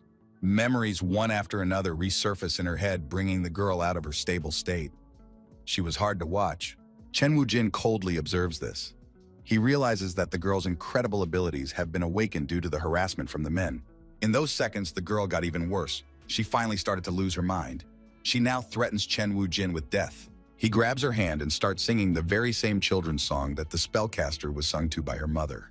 The girl freezes in shock, tears glistening in her eyes. The next line, she is already continuing with her boyfriend. In tears, she throws herself into the boyfriend's arms. Wu Jin shouts, turning to Qingzhao, "Zhao now!" Putting her fingers together, the girl begins to recite an incantation. Her hand emits a green glow. The young girl's spell spreads in the form of glowing butterflies all around. Chen Wujin also channels his power into the magic pentagram. He holds Gong Yao in his arms, infusing spiritual energy into her. Qingzhao's butterflies do their job perfectly.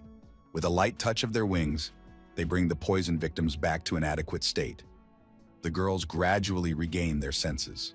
With a return spell, she collects all the poison back to herself. The talented spellcaster shatters the clot of energy so that it won't reach anyone else. The spell was hard on the girl. It took quite a bit of energy from her. She wipes the sweat off her forehead.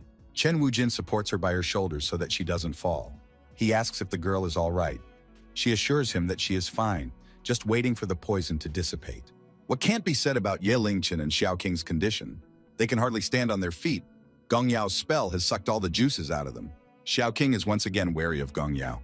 She is wary of the red-haired spellcaster and asks her not to come any closer. Chen Wujin assures her lover that everything is fine now.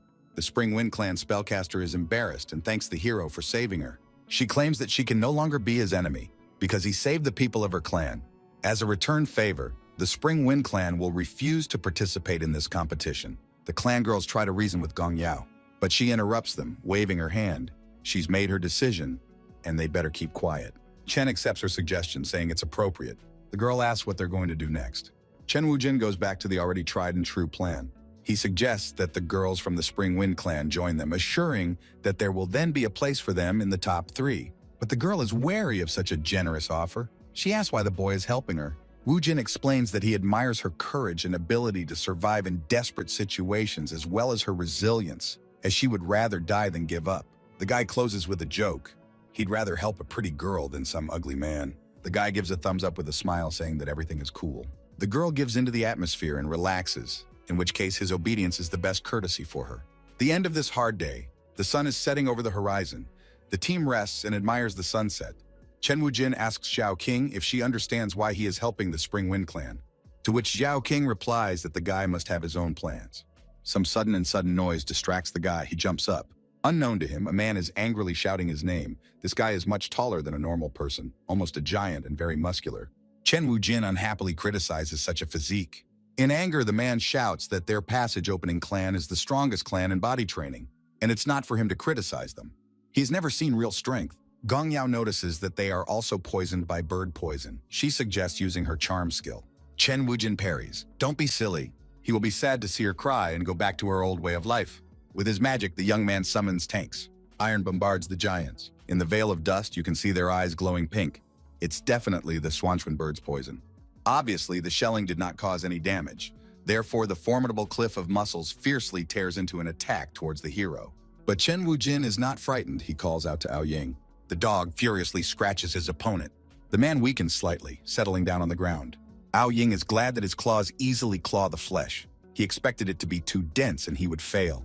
The man didn't realize why this was the case. With their cultivation, even for long-barreled weapons, it's impossible to wound them. With a chuckle, Wu Jin asks why the man is so cocky.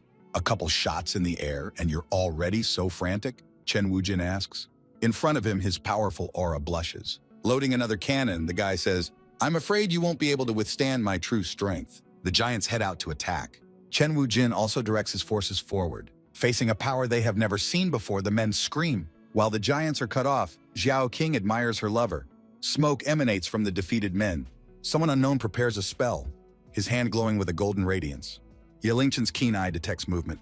Her blowpipe is already at the ready. She tries to repel the attack, but unfortunately all to no avail. Chen and his friends are trapped. Above them is a dome of golden glow. The man in yellow robes is not distracted by anything. He is clearly focused on his spell. Nothing can break his concentration. Chen Wujin does not recognize the caster. Lowering his palm, the man directs another powerful stream of golden light. This stream of energy ruins all of the hero's plans with a crash. It takes away all of Wu Jin's tanks. Meanwhile, the audience is also watching what is happening. They are excited by the unusual golden light. Someone recognizes the Jade Greatness Clan soul net. Many people are shocked by it, as it is at least 2 feet long, and this one is almost as big as a pond. Bai Muyang also sensed something amiss. A stream of strangeness peeked through the net of souls. Elder Lanshan activates his double vision. He scrutinizes the Xuanchuan bird. This bird is a demonic creature. It would never appear in a secret area used for competitions. Someone must have cheated and brought this evil. It looks like this competition is now pointless. It's better to stop it immediately. One of the judges of the competition doesn't agree. He's against stopping it. After all, today is the last day of the competition. If they don't get a result, all is lost. They only have to wait until they determine the winner before punishing the cheaters. Bai Muyang is very indignant at this statement. Nonsense. This soul net has become a very high-level monster. How will these youths be able to deal with it? A wave of worry passes among the audience. Some of them notice something on the screen. The yellow-clothed warrior, who was so calm and cold-blooded, smelled something wrong, his face twisted. Stars of unknown origin appeared on his net. A hail of red spurts of energy began to attack the net. It brutally and bloodily wounded the yellow-clothed warrior himself. This spell was the dispersal of spiritual energy. Chen Wujin had successfully dispersed the net that was diligently restraining them. Finally, the soul net has been broken. The guy is still focused, but says that it's just nothing. His tanks are back in action. They cause a series of terribly loud explosions. One of these blasts throws the yellow-clad warrior himself. His face is covered in blood and contorted with a grimace. He can't believe that his spell has been destroyed. Chen Wujin concludes his case with this saying, "A net can catch a fish, but it cannot catch a boy with a fine needle. It is painful to crave for power beyond your control." Chen Wujin can turn his aura into such a thin and stiff needle. It is truly unfathomable. A bright lilac-colored bird flies out of the net, but someone abruptly intercepts it on the fly. The hero assesses it with a glance. Though a monster, it's quite cute. He then forms a spell that can give him the answer, who the initiator really is. A greenish light of spiritual energy encompasses the entire area and spreads throughout the neighborhood. The streams lead directly to the unknown man, who cries out in fear, hiding behind a tree trunk. The streams of energy bind the man's arms and legs. They drag the man to Chen Wujin and throw him to the ground at his feet. Chen smelled the Xuanchuan bird long ago. It's that man's bad smell. He means Mutan Tangzhu. The girls are shocked by his words. Wu Jin grabs the caster by the neck in midair. The poor man can hardly breathe. The guy is really angry now. He asks the gasping man not to cover the caster. There is blood running down the man's lips. The overseers of the competition suddenly show up. They ask Chen Wujin to take his time. The hero lets the poor man go and greets Elder Haoliang. The judges look at each other thoughtfully. One of them activates spiritual energy. With that, he summons the gong, strikes it, and announces that the first round of the Lantau competition is over. The judges demand that all contestants leave the secret area and return to the main field to learn the results of the competition. Lanshan turns to the guy. "Friend Wu Jin, you have to prepare for the next round, so leave this man to us." Chen readily agrees and kicks the bound man towards the referee. The audience screen goes cracking. Within seconds, it develops into shards. Portals full of golden glow form in the air. The judges and all the participants pass through them, including Chen Wu-jin and his team. One of the judges asks the participants to show all the available jade tablets. The top 10 in the number of jade tablets will be allowed to go to the next round. Many contestants are upset as they have to leave since they didn't get anything. A lot of spectators wonder how can there be so many contestants who gain nothing. This is the first time in the history of the Lantau competition. They are angered that there are also a few people from other clans. Peering at Gong Yao from afar, Wu Jin cheers her on and points a finger up. The girl displays a large number of plaques. The Spring Wind clan did well this time. The top 10 is secured for them. Yelingchen displays huge stacks of plaques, even bigger than the others. One of the judges turns to Chen Wu-jin. They have counted the plaques of the others. Only Chen Wu-jin and his team remain. The elder turns around thoughtfully at the call. A young man of interesting appearance waves to the other, drawing attention to himself. He has been forgotten about. No one knows who he is. From his clothing, we can assume he is from the Azure Wave clan. He explains that he only joined the clan 2 days ago and didn't expect to make it in time for the Lantau competition. The blonde man is asked to show his jade tablets. Through the portal, a whole mountain of tablets falls out, which is simply unreal to count. People are shocked because it's even more than Yelingchen's. While the spectators are praising the caster, he is happily basking in the glow of attention. Yelingchen feels embarrassed. The elder repeatedly asks Chen Wu-jin to show him the plaques. The newcomer of the clan is already rejoicing in his previous victory. He is sure that Chen has less. The hero doesn't miss the opportunity to boast like he's a rooster in a henhouse either. He says he's afraid of taking up too much space. He asks Ao Ying to produce the signs. The kid dumps a huge mountain of plaques out of a canvas bag. The audience is once again surprised at the sheer number of jade tablets. They fill the entire space. Apparently Wu Jin's friend has won first place after all, Elder Lanshan summarized. In that case, Wu Jin will now have priority in choosing the other 2 clans to join forces with him in the next round. The hero agrees without resistance. He grabs the unknown contestants by the hands and joyfully lifts them up. It's Yelingchen and Gong Yao. Someone asks, "Did you make a mistake?" Chen makes a disgruntled face. It's the same caster from the Azure Wave clan. He asks, "I'm ranked 2nd, so obviously you'll have the best chance of winning with me, right?" The guy smugly points a finger in his direction. Moving closer with a smile, he pressingly asks again. But Chen Wu-jin flatly refuses, shaking his head. Isn't it obvious? The guy doesn't want to take the spellcaster into his team for a strange reason. He's not a beauty. All those around him do not understand this way of thinking, so they do not find anything to say. Because of the stupidity of the words of their associate, the heroines feel Spanish shame. They try to quickly slip out of sight so as not to embarrass themselves. Meanwhile, the caster is not happy that Chen Wu-jin rejected him. Realizing that the show is over, the audience begins to disperse.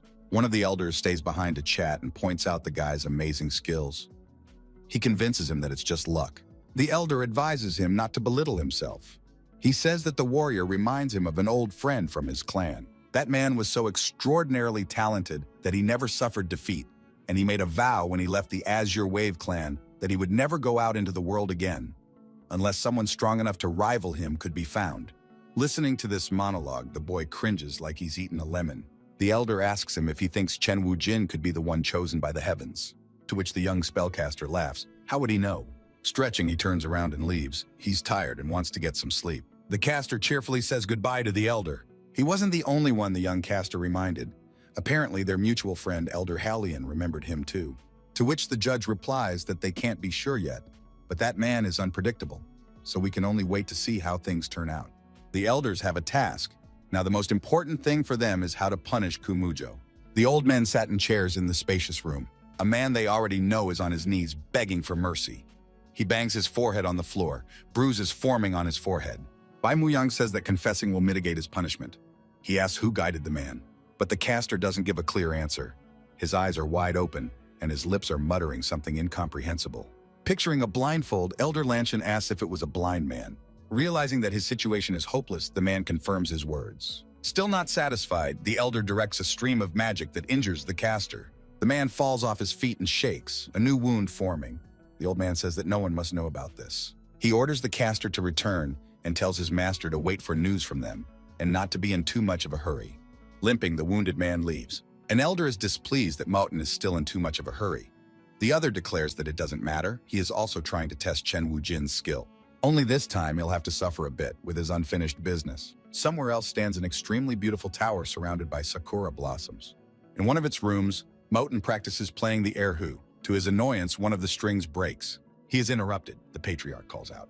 The chronicler carries a vat of water. Someone calls him by an affectionate form of his name, which makes the man flinch. It is a half-naked man behind a canopy. His silhouette is caught behind the translucent fabrics. Worry creeps across Moten's face, and he frowns his eyebrows. As he washes the man's feet, the man reprimands him. Reluctantly, the caster states that he was reckless. Speaking in a trembling voice, he pleads for clemency. The patriarch interjects with a chuckle. Reckless? Is Hallmaster Zhao sure that this was not intentional? The spellcaster immediately replies servilely that he dares not. The man orders him to stand up. With anger, he grabs his servant by the neck and squeezes it. He revels in his power. From behind the canopy, his face is visible. It is the patriarch of the Vanishing Moon clan, Sang Dan. He thinks that the Hallmaster is very wise and resourceful, so it seems to him that he simply does not respect the patriarch. Fighting his inability to breathe, the caster squeezes out. The patriarch saved my life, gave me power. If Shujuo's death is necessary for the patriarch, he will always obey him. Thrilled by such a speech, the man lets the young caster go. He clutches his throat and tries to catch his breath. Affectionately stroking the blind man, the patriarch warns him that this is the first and last time. He grabs the young man by the neck and pulls him sharply to him. Enjoying the servant's fear and tears, the patriarch says that the master of the hall needs to be taught a lesson, will be punished. He takes the young lad by the waist, rolls him onto the bed, and piles on top of him. A chilling scream echoes throughout the courtyard. There's a heavy thunder and it's raining. The drops drum on the shingles. Barely covered by his outer garments, Moten walks across the courtyard, leaving bloody footprints behind him. Soaking wet and shivering from the cold, he wanders on shaky legs into his dwelling. He collapses on the bed. The young man looks terrible. There are terrible bruises all over his body. Wet clothes stuck to his body, and the bandage slipped off his eyes. Jiandan has already mutilated his eyes, and now he is humiliating him to this day. The man's tears are replaced by rage, and he mutters to himself that he will never forgive. Chen Wujin, he must not let him down. The next day, the second round of the Lantau competition begins. This round is a group match. The lots determine the opponents of each member of the group, and the group with the most wins enters the third round. Yalingchen is practicing a spell on his blowpipe. Gong Yao is practicing archery. Their opponents are defeated in seconds. This leaves their associate in shock. He says he will avenge them. Suddenly, Chen Wujin appears from behind him. A dark and gloomy aura surrounds the hero. He nonchalantly says that he's ready to fight. His opponent immediately surrenders. The guy praises him for the rod present. Seeing that Gong Yao's abilities have improved and her training is yielding results, Chen Wujin praises her. A disgruntled Xiao Qing comments on this, saying that if she had to fight, she would be better. Qingjiao feels the same way because of herself. Chu Xin is here as well. She's nonchalantly resting under the canopy, watching the action. The girls are mocking their comrade in arms in their thoughts. The second winner of the previous round enters the dialogue. He says that he didn't expect that Chen Wujin could be a mentor. With a grim smile, he warns the entire team that unfortunately, he is the next opponent, so let them be wary. Chen is conversely turned on. He wants to see who this guy really is. The spellcaster shows the wand he pulled out. Unfortunately for Chen Wujin, it has Gong Yao's name written on it. The guy is not happy, but Gong Yao herself is a bit tense. After recognizing this, the spectators are already starting to feel sorry for the girl ahead of time. They think that she doesn't even have a chance to win. These words make the girl angry. She starts yelling at the audience. Someone even starts throwing food at her. The girl turns around and looks at Chen Wujin resentfully. In response, the guy tries to calm her down and verbally boost her morale. He says that she is gorgeous, but his action only aggravated the already bad situation.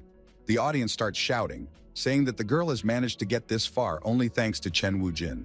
The girl finally gets upset and asks Chen Wujin to stop. The guy freezes. The girl explains that he's already helped her a lot, but there's something she needs to prove to herself as well. With a smile, she thanks her friend. Activating her spiritual powers, the girl heads to the place of the duel. She prepares a spell and puts it into her arrows. The girl releases the bowstring. Her 3 arrows turn into 3 powerful dragons made of spiritual energy. Gradually, the spectators begin to realize they're wrong. After all, the girl has such powerful spiritual power. Her opponent watches with interest, but does not lose his confidence. The dragons, illuminating everything around with purple light, rush towards Gong Yao's opponent. They surrounded the young spellcaster, the latter trying to defend himself with techniques. With a smirk, the caster praises the girl. This kind of thing is not bad anymore. He throws a punch. The team is surprised. He was actually able to catch the spirit body? But the rival wave caster's opponent doesn't give up. She builds up her spiritual power again. The dragons come into motion. They go on the attack again. It seems that their attack was successful. From such power, there is an explosion. Rocks fly in all directions. The girl squints, trying to protect her eyes from the dust. But in the end, these flashy things are useless anyway, comes an annoying voice from behind the veil. The guy isn't hurt at all. He's trying to mock the girl. He has the shards of her arrows in his hand. Finally, and he activates his spiritual power. Flashes of golden flames fill everything around him. The girl tries desperately to dodge. She bounces to the side. Shards of her once own arrows are aimed at her. Chen protects the girl, covering her with himself. The shards of arrows fly off and crash into the ground. This injustice makes the girl's rival's eyebrows furrow. Chen Wujin speaks up for Gong Yao, saying that she surrenders. The girl, on the other hand, is against it. She resents him speaking for her. She yells that she still has a few moves and she can do it all. The young man berates the spellcaster. If his attack had hit her directly, she would have had her veins and tendons cut. Is she really going to give up the life of a cultivator for the sake of a moment's spontaneity? The girl froze as if struck by thunder. She doesn't know what to say. Xiao King cuts in on their conversation. She starts to lecture Gong Yao and advises her to listen to Chen Wujin. The girl frowns. Perhaps she is really overestimating her strength. A friend supports the girl. She repeats Wujin's words that Gong Yao is already great. Pointing at the audience, she says that the girl is much better than these worthless people. The girl's heart melts at her friend's sweet words.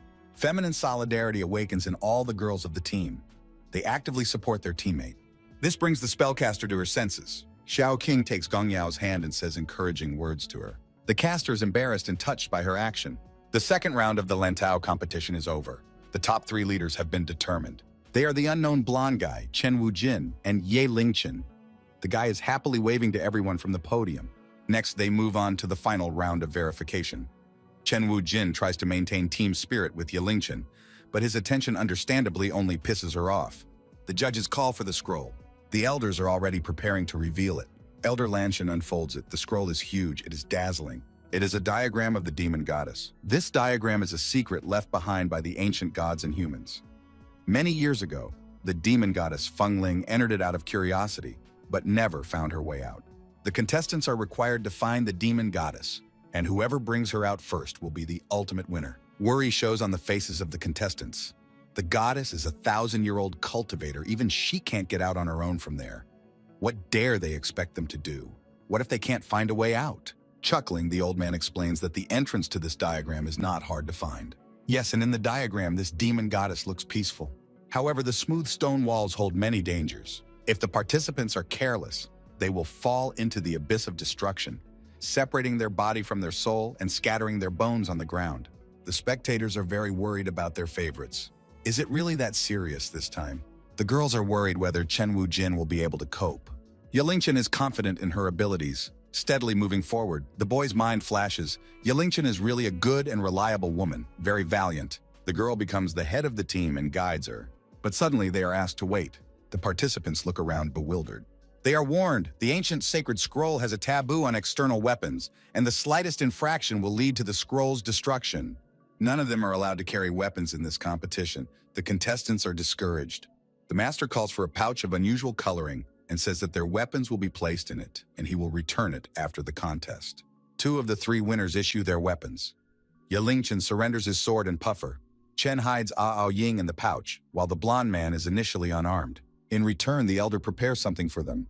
These things are his souls, based on the characteristics of the people he uses to rebel. The elder has formed a cat familiar, a spiked collar, and a sword. A very light and handy sword was taken by Ye Lingchen. The cat familiar improved the mood of the Wave Clan caster. She sat down on the boy's shoulders. Clutching the collar in her hand, Chen Wujin stared at it with great wariness. What was the point of it? Just then, the collar itself attracted to his neck and buckled. The hero is startled. Finally, the 3rd round begins. The heroes get into the diagram. Chen looks around in surprise. He finds himself in a decidedly scenic spot. A river, rocks, and cherry blossoms nearby. Stepping forward, the boy twists his ankle. He falls to the ground, hitting his chin painfully. His jaw drops open. For some reason in this world, he's wearing the most ridiculous clothes possible, and there's a weight on his leg. The guy tries to conjure up a normal appearance. Belts come off and fall off him, and then they snap right back on. The guy's furious. He doesn't know what old Hylian was trying to say. The boy's back feels objects approaching him. He abruptly dodges the sakura petals flying towards him. Several of them scratch his cheek. The petals have become so sharp. The pink stream of petals abruptly turned 180 degrees and headed towards the hero again.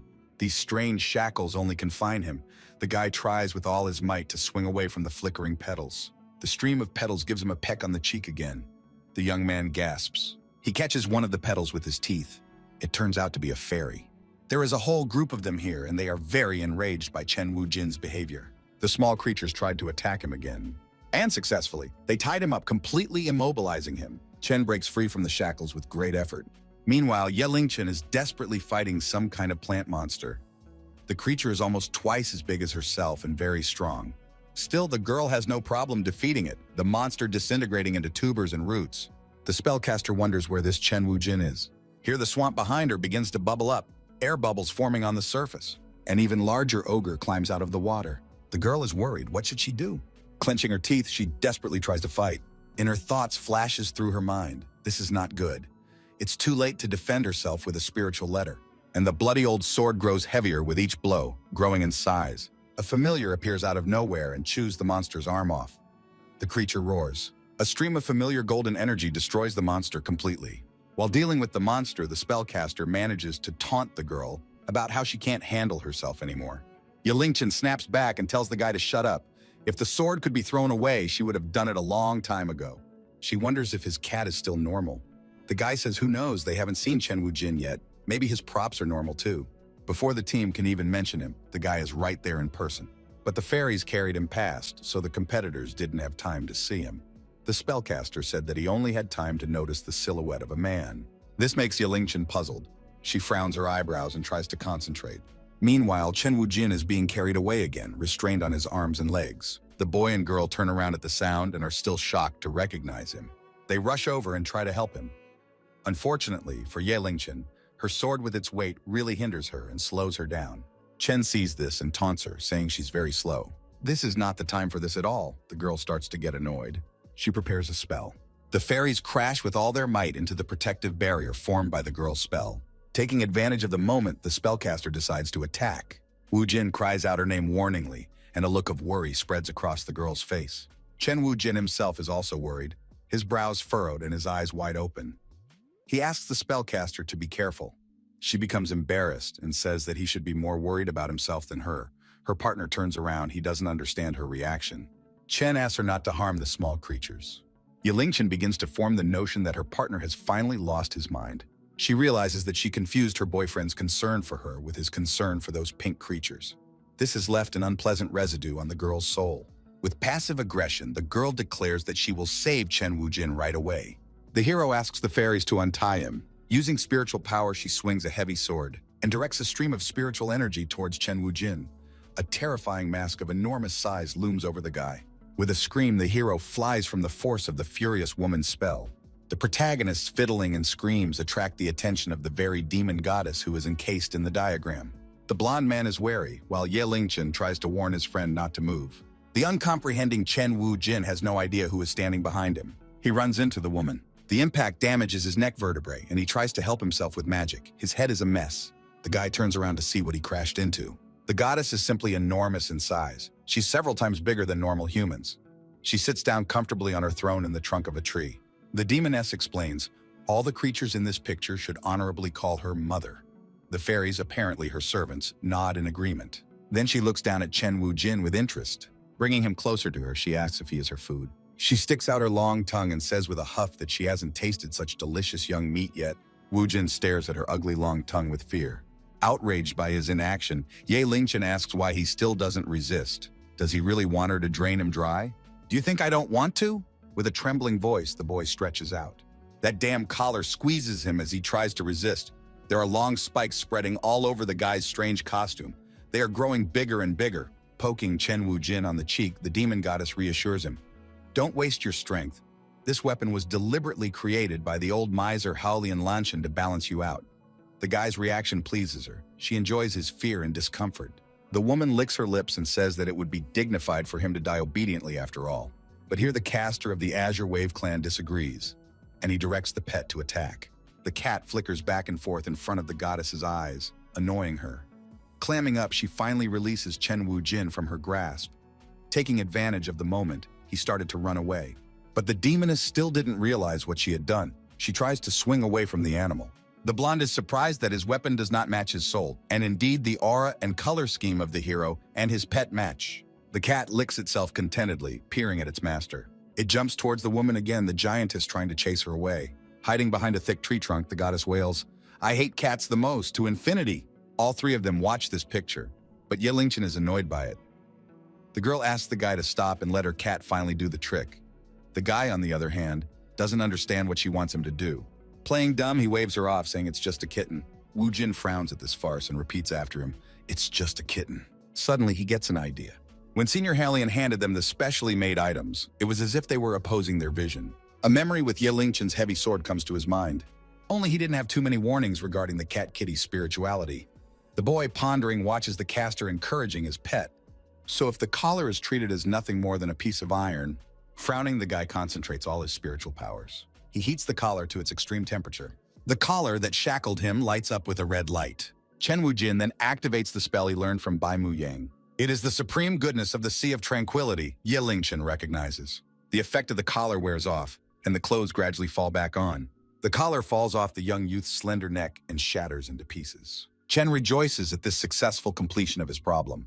Yahello doesn't understand anything. Did he really crack the artifact? Meanwhile, the previously cheerful cat is no longer having so much fun.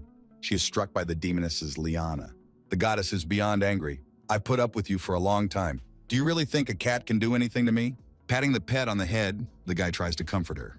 The goddess activates her powers. Apparently, it's impossible not to teach you a lesson. She calls the team arrogant pigs. A dark clubbing aura quickly approaches the protagonists. Holding the cat on his shoulder, the blonde activates a spell. While the clubbing energy is drawn into his net, Yahello is not standing still either. She tries to activate her spell as well.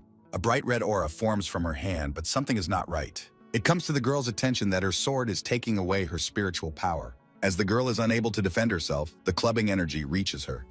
In fear, the spellcaster tries to block the spell with her hand. Chen Wujin finally enters the battle. He protects the girl with a clear sweep of his hand. Now he tries to deal with her sword. As the sword blade depends on his sharpening, he mercilessly cleaves it. The woman rejoices at her sudden release. Suddenly, however, her eyes cloud over and her body weakens. The sword has extracted too much spiritual power. Chen picks up the girl in his arms. Advising Yahello to put her hands on his neck, the guy replenishes her spiritual power. Despite his spiritual defense barrier, the goddess's cloying spell tries to sneak through it. The hero strengthens his spell, and the golden one dispels the purple darkness. Watching Chen Wujin and Yahello, the goddess grudgingly realizes that her plan has failed. Her face twists in a horrible grimace. She screams in rage that they're just two pitiful dishes in her stomach. They do seek death. The air around her explodes with a pop after activating her spiritual power. But suddenly she falls to her knees and starts muttering something to herself. The guy asks what's wrong with her. Chen Wujin dares to negotiate. He starts from afar. It seems that after being in this picture for a long time, it is also very hard for you. Both the grass and the trees, everything here is sustained with spiritual power. In the background, the pink-haired fairies are gradually withering away. The goddess is stubborn. She only refuses. Chen Wujin sighs and starts again. He says that she doesn't need to be so hostile to them. If they want to get out, they should figure out a way together. The goddess reacts harshly to his words. She yells that she's not going to leave. Gradually, the woman begins to lose her temper and shouts incomprehensible things to the heroes. From her words, we can understand that Elder Haolian Lanshan has been tormenting her year after year. A strong demonic field is clubbed throughout the clearing. The goddess is going to kill them. She will leave no one alive. The heroes try to protect themselves from the effects of her aura. But then, the woman, to the surprise of the heroes, disappears from sight. The heroes are confused. Is this it? The earth becomes unstable and shakes. They do not understand what is happening. Yahello suggests climbing the cliff, but Chen Wujin is against her idea. Now the whole picture is in motion and it could fall apart at any moment. Now only the three of them can keep it stable. If only.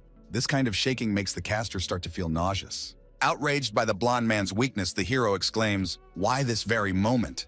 Supporting him on his shoulder, Wujin realizes that everything now depends only on him. Everything around them is shaking. The earth is cracking into slabs. Those are diverging in different directions.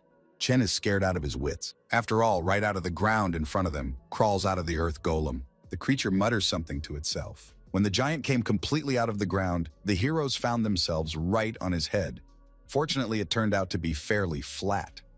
Compared to its size, they only seemed like pathetic bugs. Yahello's legs went up and she felt sick, for the girl suffers from gigantophobia. Wujin tries to hold her down with his hand. He's upset that another one of his team is out of commission.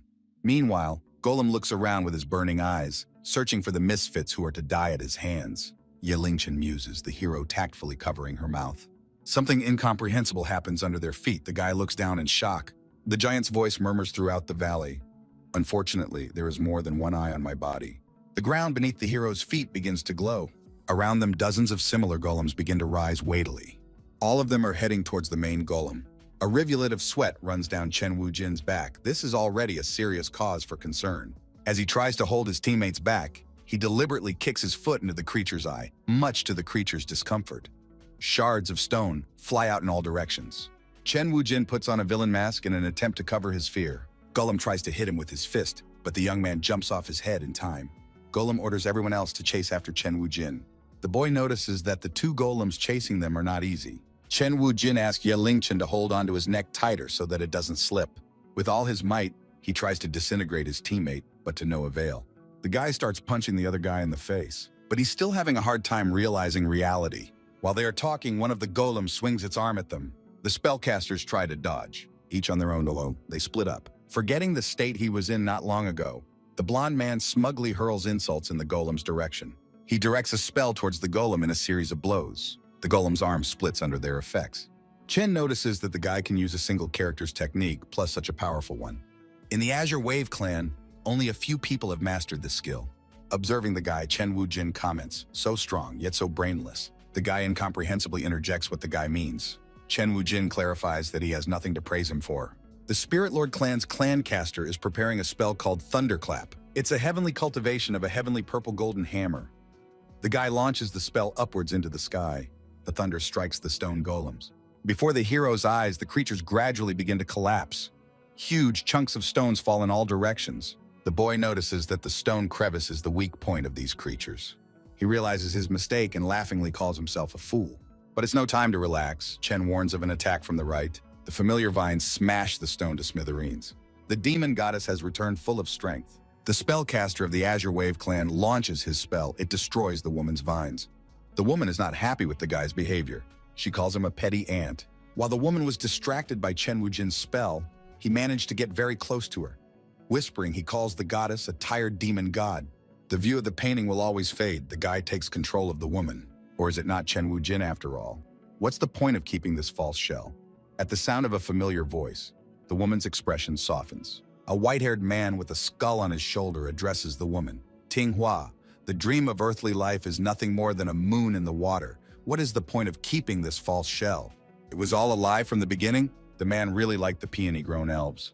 He thought they were very beautiful. It all started when this godlike man entered Tinghua's life. Holding out his hand, he called the little creature very charming. But the elf didn't like the fact that he was going to touch her, so she fought back. The spellcaster had picked up on the fact that she had a temper. As long as his soul didn't return to the void, he wouldn't be so lonely together with such a small creature. He forms a spell to help the elf grow quickly. But it seems something went wrong. She grew too big. He gives the girl a name. You are now a flower demon born on Tin Pan. From now on, your name is Tinhua. He still needs to live in the mountains for a while. Cultivating with a great god like him would be more convenient for her. At first, the girl just wanted to get some of this man's life force. But later on, when he started to care for her, when he was so strong that he could protect her without any obstacles. The girl is upset that he saved her at the risk of losing her cultivation. The Supreme pokes her forehead with his finger. He calls her a fool. To him, she's a little fairy he's mentoring with his own hands. If he won't protect her, who else should he protect? The woman thought she and he could go on like this forever. One afternoon, she rested with him while the caster drew the very diagram of the demon goddess. The woman lay contentedly on his thigh. The young man said that like this, drawing such wonderful scenery, he felt very relaxed. Then she was the happiest being on earth. However, the charmer decided to leave. The girl did not like it because he leaves her alone. She will have to wait so long. But the man paid no attention to her lamentations. He bid her farewell affectionately. Tinghua, you have really grown up. My spells can no longer trap you. I wish I could teach you a few more tricks, but unfortunately, I don't have time left. Tinghua, the dream of earthly life is nothing more than a moon in the water. What's the point of keeping this false shell? And he disappeared. Right now, the woman has something to reply to those words. Even if it is a false shell, she still loved her with all her heart. The boy listens with a skeptical look on his face. She will never, ever let anyone destroy her. Tears flow from the woman's eyes. Chen Wujin is almost moved by her story. He summarizes. What a poor demon god. When men are done having fun, he abandoned you, leaving you alone in pain for so many years. The team listens to his retelling with attentive faces. They all conclude that the woman's lover is a peerless bastard. After hearing these words, the goddess slaps Chen Wujin. Yalinchen is enraged by her action, but the guy gestures to calm her down. The goddess screams that he's defaming the Supreme. He didn't lie, he said he would return in 10,000 years. But the young man doesn't believe her words. With a sigh, he tries again to explain to her that her lover set her up. The woman still does not believe him. She parries that the Supreme does not look like the frivolous libertine that the hero himself is in her eyes. With a blank stare, the woman continues to speak, rather trying to convince herself. He is special to her after all. He chose her out of so many elves and spent his spiritual power on her to help her transform. Chen Wujin interjects, spending spiritual power? You mean he prepares a spell? Directing his spiritual power at the first elf he saw, he enlarged that elf to the size of a human. Anyone who knows the technique can do it easily. The woman can't believe her eyes. The realization that her lover has deceived and used her has knocked the ground out from under her feet. Rolling his eyes, the hero says that it seems to be time for her to come to her senses. Some of the words he said she doesn't believe. Knowing this, Chen Wujin creates a spell that summons the remnants of Qinghong's soul for her to speak to him. Like a mirage, the image of her beloved man appears in front of the woman. Tears come to her eyes again. The man blinks in an attempt to regain consciousness. He strokes the woman's temple while she still tries to believe in her happiness. After all, she was able to see him again. With a smile, the man says he never thought he would see her again. He mistakenly calls her by another man's name and the woman freezes. As the man awkwardly tries to recall her name, the goddess is confronted head-on with harsh reality. She recalls her name. The Supreme One remembers his with disdain. I'm sorry, it was 1,000 years ago. I don't remember much. He tries to justify himself. The girl is still unable to believe it. How can it be? He just picked up and forgot about her. Isn't that normal? Collected too many elves in my life, inevitably confused. The man does not see a problem with his attitude at all. As a supreme being, everything he has created will have some remnants of his own soul left.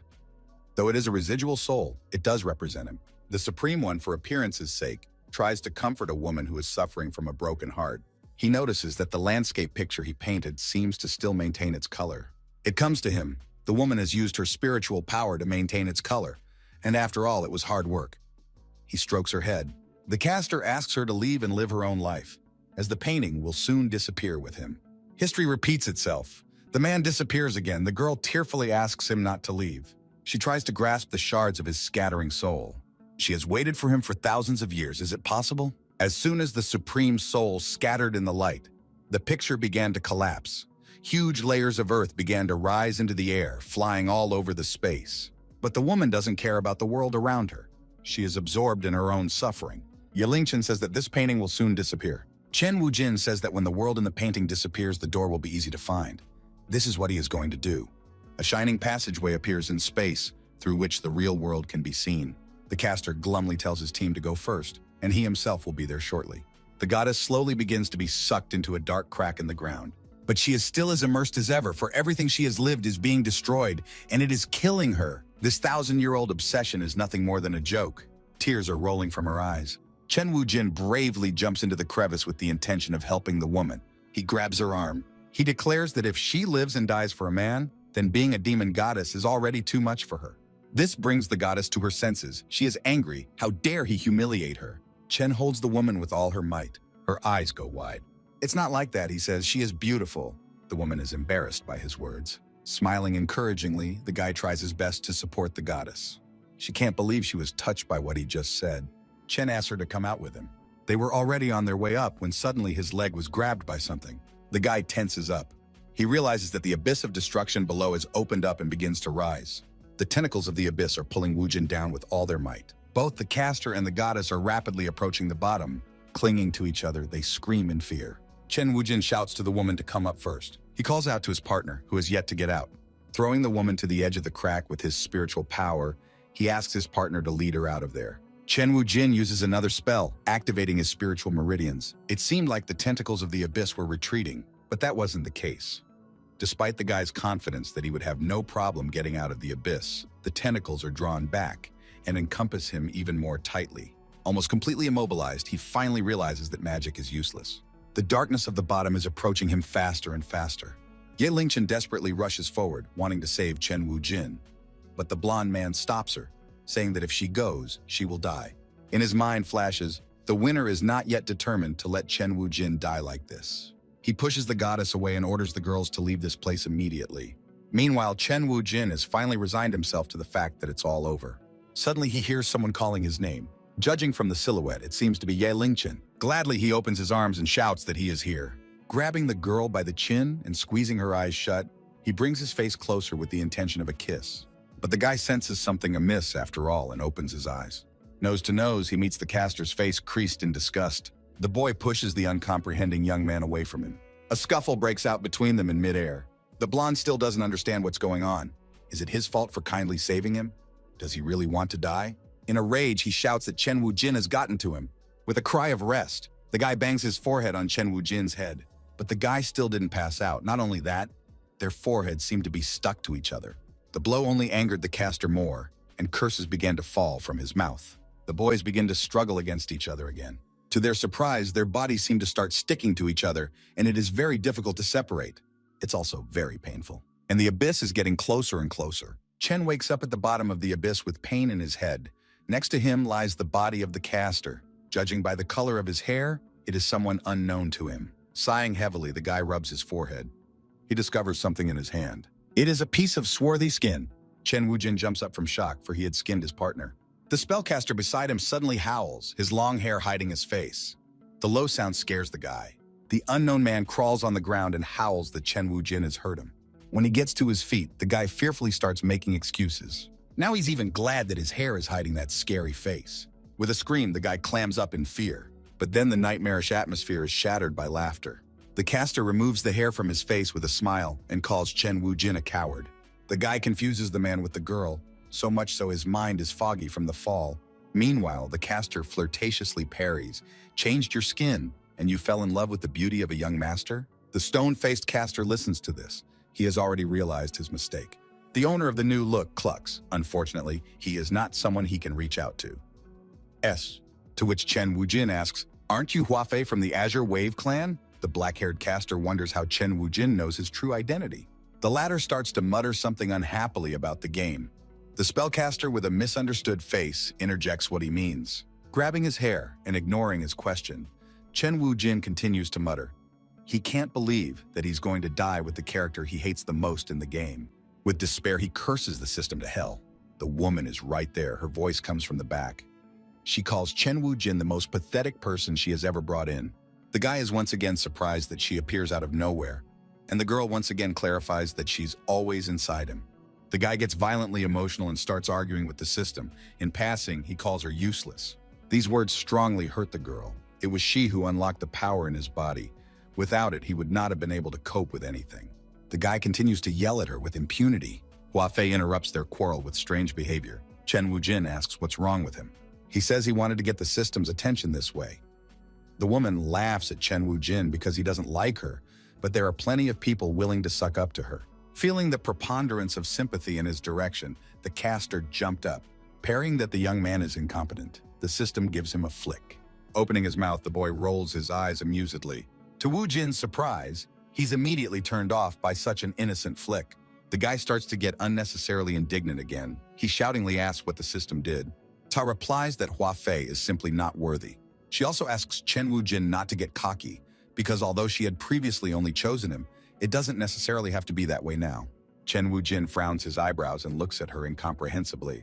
The woman smirks. He'll find out soon enough. She changes the subject, asking what he thinks this place is. A voice comes from the darkness, someone approaching. As Chen Wu-jin sees this person, his eyes pop up to his forehead. The guy doesn't understand how to react to the people who came. Showing a whole group of his clones, the system asks how they are to him. Chen Wu-jin is startled and she senses it, a smile of smugness spreading on her face. The spellcaster doesn't give a hint. He narcissistically declares that it's even for the best. The system resents his cold-bloodedness because, in her opinion, there are so many Chen Wu-jin who are just as good as him. He simply can't help but have a sense of danger. Meanwhile, the identical Chen Wu-jinese are also the same in personality. They narcissistically discuss their own looks. The system is offended that the guy looks down on her. The one declares that this would not have happened if she had done things right from the beginning. The woman runs out of patience and warns him that dying in this abyss is the scariest place in the whole game. But Chen Wu-jin is dumb as a cork, he continues to taunt the woman. The system brings him up to speed. Since no player has ever entered here, There are very dark forces here, such as infinite cleavage and reproduction. And that's very scary. But the guy isn't led on. He thinks it's just a mistake she was too lazy to fix. Reluctantly, the system admits he's right. This angers the guy again. Looking down at the caster in the blackout, the guy asks why he can't split. The system explains that it's only a treat for players. It again turns the topic to the fact that his own numbers are only growing. Therefore, he must fight for the opportunity to work with her again. In response, with a condescending look, the protagonist states that killing each other over anything is rather pointless, so he won't do it. Naturally, his clones would have the same point of view, so they agree with him. Everything in the system's chest quivered with rage. Scowling an angry face, the woman declares that if a winner is not chosen soon, they will all die. The caster clones also see no point in her words, for in a power struggle, they will kill each other anyway. If they work together, they can get out. The system's nerves give out and she starts laughing with a dash of insanity. Looking furtively, she says that she was wrong about Chen Wu-jin. All this time, the caster didn't care about her. It's unfortunate that he's treating her like this. She starts listing the names of his girlfriends. They are waiting for him up there. It is at this point that she pierces through the thick armor of the caster. The clones also along with him begin to stir. Still, the system's manipulations worked. The guys start fighting each other. The system watches the fight with an unreadable expression on its face. They finally start fighting, but she's not happy at all. Chen Wu-jin watches the whole pun and tries to dodge the ricocheting spells. What's happening really disgusts him. Why is everyone hitting him? The clones have turned against their original. If they kill him, they kill him first. The situation starts to escalate, and because of this, the system starts to worry. She misfires guys. Everything is supposed to be a fair competition, and this is considered cheating. Chen smiles silently.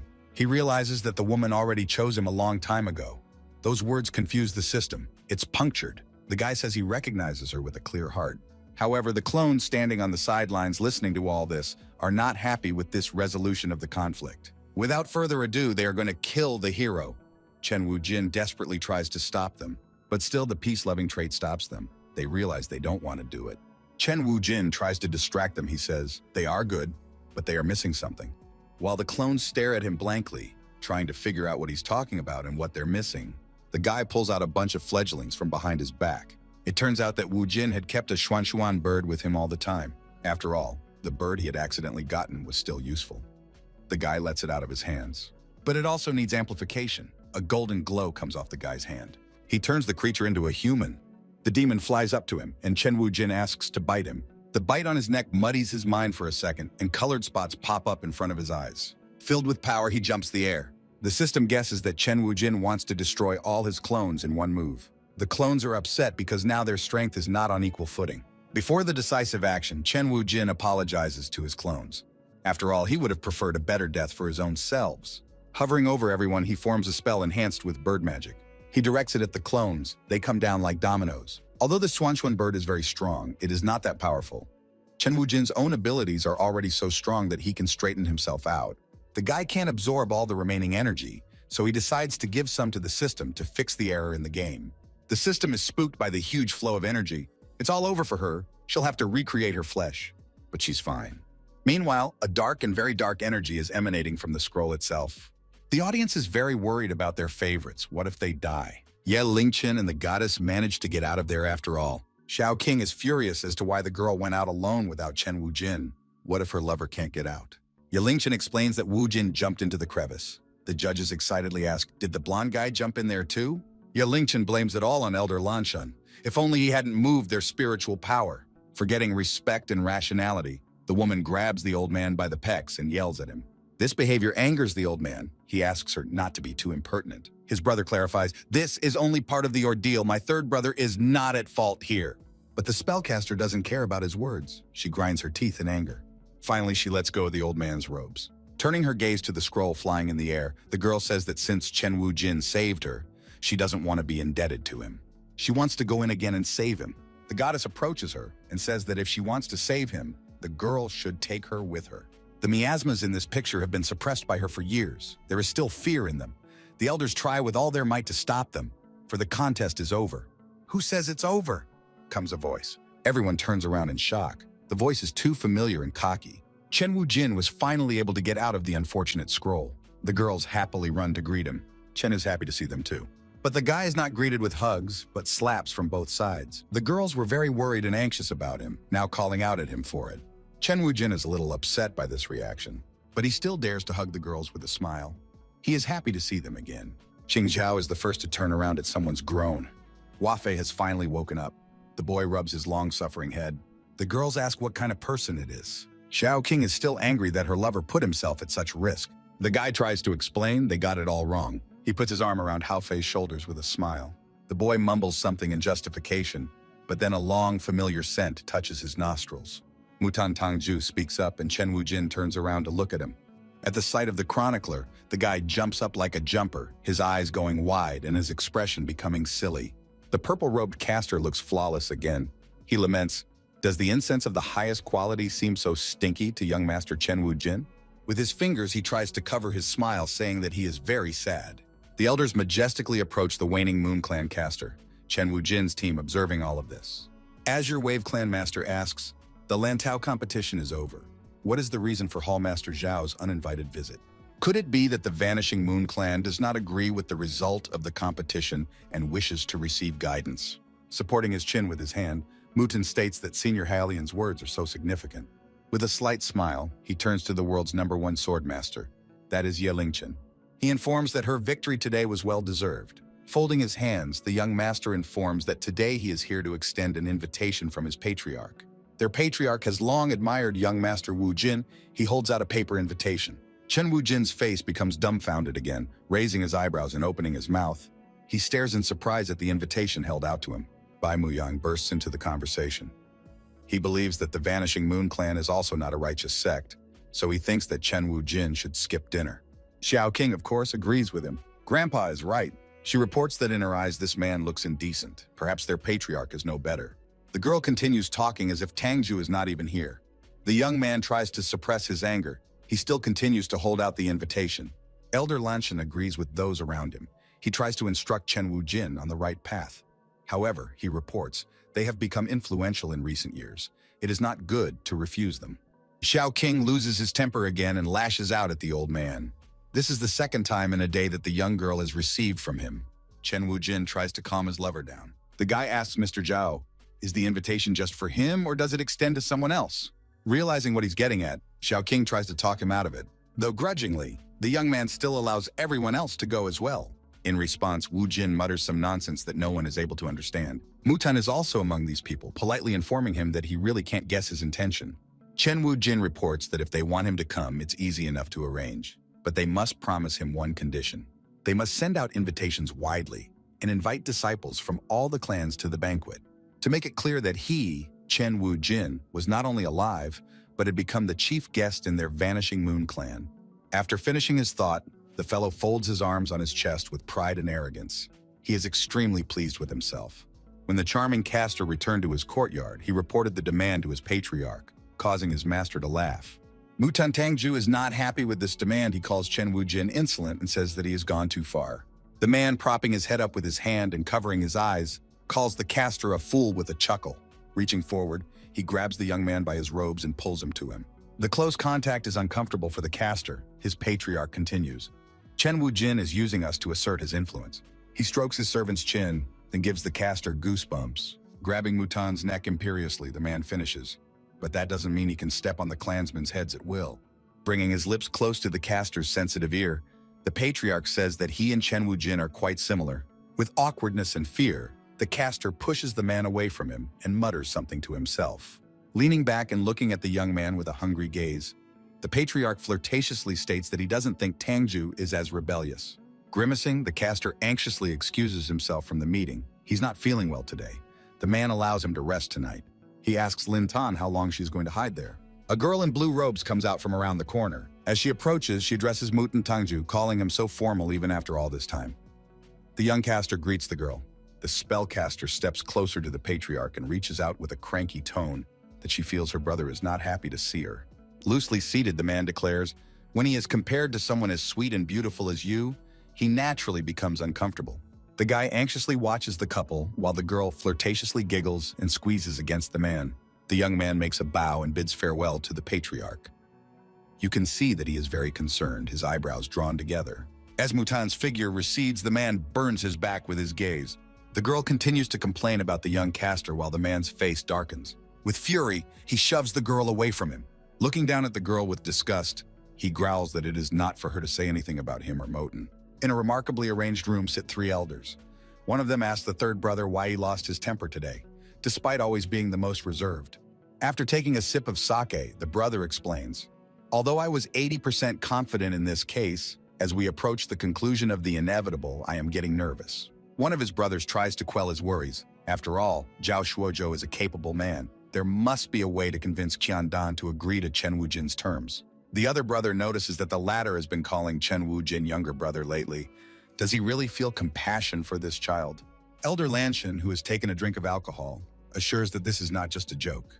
In such a situation, the Vanishing Moon clan can no longer be contained. Considering the influence of the three of them, if they take action to eradicate the newcomers, it will be said of them that they are only intimidating others with their power. If a demon committed unrighteous deeds, eradicating it with someone else's name and authority was the best way. In the elders' minds, the evil image of Che Wu Zinya pops up. The younger brother praises the elder brother. After all, the elder brother is far-sighted, teamed up with Zhao Shuozhou, which made Chen Wuzin hostile to the Vanishing Moon clan from the beginning. But the latter assures that it is all of little importance. It's just that Chen Wujin is so meticulous and deep-thinking that it would be difficult to keep him at bay. After all, they have failed before. Someone's voice interrupts the elder's speech. It is Huafei, and he respectfully greets the elders. They don't recognize him, which makes him angry. In their memories, he used to have yellow hair. But if you only look at his face, one nose and two eyes, he does look like him, Elder Halian says sarcastically. One of the elders asks Halfie why he's back now if he swore to leave the Azure Wave clan 10,000 years ago.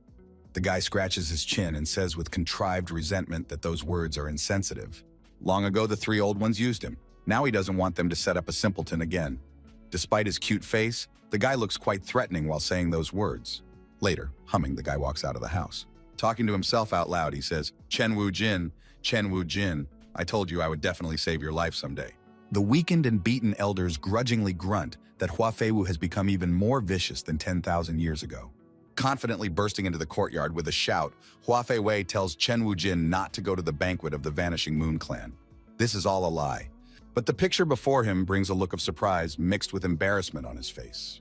At this moment, Chen Wujin was just bragging to his interlocutor about the mansion. Patriarch Sandan happily agreed with him. The men spread out in the courtyard, relaxing in the sunshine and sipping refreshments. They clink glasses. Huafei anxiously runs to Chen Wujin. At a loss, he asks the reclining fellow how he could have arranged such a thing in his mansion. The unsuspecting young man asks the caster what happened. The caster, however, is outraged that his backyard has been turned into a mess, leaving it to be torn apart by pets. The guests awkwardly watch his nervous young man break down. Pointing a finger at himself, Patriarch Tsangdan asks if he shouldn't have asked him first why he's here. But the guy is unwavering. At the moment, he absolutely doesn't care about the people present. He's more concerned about his own mansion. But then he turns to Wu Jin. "I didn't know you were close to the Patriarch of the Vanishing Moon clan." Frowning, the guy reminds him that he was indebted to him. Gleefully hugging the Patriarch, Chen Wujin rambles that they just met and he didn't think they would get along so well. Such closeness also made the Patriarch blush. The guy's screams are so loud that they can be heard by passersby on the street. Tomorrow, Chen Wujin is going to announce that the two of them have the best relationship among the clans. It would seem that the news is very encouraging, but the men's faces are gloomy. The shouting had taken its toll. Within a few hours, the news was all over the city. People were talking about it on every street. The elders realized that their plans had gone awry. How could these two devils come together? Alas, the three of them had planned so diligently every day. In the end, only Chen Wujin benefited. Chen Wujin was just being too straightforward, and they didn't even notice that he was a traitor from the beginning. They also ignored the possibility of him joining forces with Qiandan. If these two joined forces in the future, it was possible that there would be no more peace for the clans. Meanwhile, the men had finally gone on a binge. They had already reached the stage of unrestrained drunkenness. Qiandan enthusiastically praises Chen Wujin's wine. In a drunken embrace, he invites the caster to his mansion to open the carefully kept 10-year cellar, and then they get drunk. Someone suddenly and sharply grabs Chen Wujin by the arm and calls him to him. The Patriarch watches with interest. Mu Tangju is left alone with his master. He warns him that Huafeiwo must be trying to dissuade Wujin from going to tomorrow's meeting. Wiping his mouth, the man confidently states that the man will not break the agreement. Although Wujin's skills are not excellent, he is a loner. Huafeiwo might be with him. He does not possess much strength. The man spreads his hands. He believes that the old men of the Azure Wave clan do not know who broke his relationship with Chen Wu-jin and with whose help. The man puts on his outer clothes. Apparently, he is about to leave. He continues, however. Since Chen Wu-jin took the initiative to ask for peace, he is also a wise man. It is not good for the patriarch to deny him this position of chief guest. With a wave of his hand, he tells Mutan Tongju that they are leaving. In the courtyard, he suddenly rolls towards his servant. The alcohol he has drunk has made itself felt after all. Meanwhile, in the room, Hua Fei is yelling at Chen Wu-jin. He asks why he wanted to charm Qiandan. In response to the yelling, Chen Wu-jin himself also starts yelling. His friend is as disappointed in him as possible. I was wrong about you. I thought you had a bad temper, but at least you were honest. I didn't expect you to associate with such a despicable clan like the Vanishing Moon clan. The drunken Chen Wu-jin absolutely doesn't care about his words. He tries to justify himself, saying that he was just being polite to him. Mentally, he reveals his real intentions. Qiandan's house has all sorts of rare and exotic beasts used to increase experience. By all means, he can't miss the opportunity to visit his house for nothing.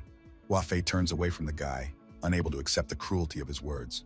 Was he really wishful thinking? Ostentatious tears come to his eyes. He dramatizes, I have no weight in your heart. But his mood shifts abruptly. He begins to tremble with anger. Punching himself in the chest, he recalls how Chen Wu-jin did not hesitate to use his primordial spirit to save him. In response, the caster looks at him with incomprehensible eyes. Dozens of golden vultures were devouring him. In agony, struggling hard, he tried his best to keep his eyes open. The only thing he saw was a violet glow everywhere, illuminating his raging sea of suffering. It was like a bountiful rain penetrating his body. Folding his arms, the guy gazed at his savior with rapt attention. The system realized that Hua Fei was referring to the Xuanchuan bird. Patting the guy on the shoulder, the caster praises him. From now on, your primordial spirit is the most perfect in my eyes. With delight, he calls him a big purple eagle. Wu-jin is terribly enraged by his words. Abruptly and forcefully, he slaps his friend. Rubbing his cheek, adoringly, he declares that even so, he still won't get angry. His words leave Chen Wu-jin puzzled. Hua Fei takes his friend's hand. Squeezing it, with tears in his eyes, the guy gratefully explains, because you saved my life. All my life, I've had a high opinion of myself, and although I've had many battles, no one has ever fought for me. With slight irritation, the caster pulls out his hand and says he won't do it again. But Hua Fei pays no heed to his words. In a burst of tenderness, he throws himself into his friend's arms, knocking the spirit out of him. On emotion, he says that Chen is his only brother who is willing to live and die with him. Chen Wu-jin fiercely tries to break free from his embrace. The next day, Wu-jin pays a visit to the Vanishing Moon clan after all. He's greeted with a polite smile by Mutan Tangju. He asks Mr. Wu-jin to follow him as the banquet is about to begin. The protagonist smells an unusually pleasant odor. Someone from afar greets him, coming closer. The guy greets Lin Tan with joy and delight. The girl is surprised how he knows her name. The guy flatteringly declares that she is the most famous girl in the Celestial Empire who could possibly not know her name. Brother Wu-jin praises the undeserved, a familiar male voice booms out. She is just a singer in the mansion. How can she compete with those surrounding Brother Wu-jin? Sangdan appears, dressed in idle clothes. The girl is offended by the kind of primitive words the patriarch used to describe her. She tries to flirt with the man, but he cuts her off. She doesn't observe the rules of decorum even though the guests are still here. He tells Wu-jin that the girl lacks knowledge and experience, so he shouldn't pay attention to her. Resentful in his heart, since Lin Tan is one of his favorite characters, the guy feigns contrived politeness and says that the girl is cute. He then gently changes the subject, suggesting that they move to the table. The patriarch agrees. He calls Chen Wu-jin the hero of the day. All the clans want to greet him properly. In his thoughts, the guy laughs at the patriarch. After all, he's only here today to eat his miracle pills and steal his girlfriend. The system abruptly appears, commenting on his angry monologue. Chen Wu-jin is once again startled. One of the clan elders comes over to greet him. This is Zhang Peng, the patriarch of the Morning Light clan. The young youth is surprised. He has never heard of such a clan. The system calls for this man to be cannon fodder. There are no cards of him in the game. Naturally, Wu-jin doesn't know him. Are all these people really like this? A thought flashes through his mind as he casts a glance at everyone present. A whole crowd of elders and patriarchs have gathered around the young man. They are extremely happy to meet him and want to drink to him. Wang Tenglong is also here. He is infuriated by such undue attention to the hero. One of his aides whispers to him that the patriarch has ordered them to make peace with Chen Wu-jin. At these words, a shadow comes over Wang Tenglong's face. The other aide deters the man, saying that their chief can decide for himself. They begin to argue. An exasperated Wang Tenglong shouts, orders them to shut up. Clenching his teeth, he tells them not to be intimidated by the patriarch. It is not a fact that he will listen to him. The man sets his drink down on the table with a clatter. Can he just be a little afraid? Wang Tenglong is so dispersed in his shouting that even Chen Wujin heard him from afar. He doesn't recognize the man at first, but his silhouette seems familiar to him. With an overly luscious smile, Wang Tenglong greets the guy. He pelts the guy with all sorts of flattery, while his assistants awkwardly watch on. Chen Wujin is shocked at this behavior. He doesn't even know how to react. The caster assures him not to worry. After all, he is not here to provoke him today. After all, they too are considered friends of the Vanishing Moon clan. Listening to all this monologue, Chen Wujin tactlessly states that he had hoped that the man had died long ago at the hands of Yelingchen. Xiao King intervenes in their dialogue. Wang Tenglong, you don't impose yourself as a friend. We all remember when I insulted Qing Zhao's sister in the beginning. The girl herself is also here, she asks to ignore the man. Wang Tenglong tries to avoid the conversation as politely as possible while a shadow comes over Wu Jin's face. But the guy puts on a peaceful mask and spreads his hands. In fact, it's easy to talk about other things. But his girlfriend's condition bothers him a lot. The guy's facial expression becomes angry. Sensing something amiss, Sangdan bursts into the dialogue between the two men. He casually asks for a favor. Making the situation worse, Wafei joins the conversation. He begins to be rude to the patriarch. Chen Wujin's entire company gathers around them and continue to be rude to the man. Gong Yao tries to smooth the situation, but no one listens to her. In this cacophony, something off to the side catches Chen Wujin's attention. Ling Tan stands in the doorway, shrinking back. Observing the whole disappointing scene, she turns around and is about to leave. Her reaction is incomprehensible to Chen Wujin. The guy frowns as he watches her departing silhouette. With a quick and wide stride, the girl crosses the entire courtyard while the surrounding people are distracted. Wu Jin quietly and stealthily follows the girl. To himself, he ponders about her. He remembers that her character was described in the game as loving, determined, and valiant. From around the corner, he watches as the girl asks the cooks to leave the kitchen, for the hallmaster has asked her to prepare some appetizers for him personally. The girl warily makes sure that all the cooks are out of the kitchen. When she is satisfied that she is alone, she confidently turns around to the food being prepared. The girl opens the lid, revealing the rich soup. Lin Tan collects saliva in her mouth and spits into the pot. From her sleeve, she pulls out some kind of bottle. The girl drops a few drops into the porcelain teapot. A poison of this level won't be able to poison Sangdan. Chen Wujin's voice interrupts the whole process. The girl flinches.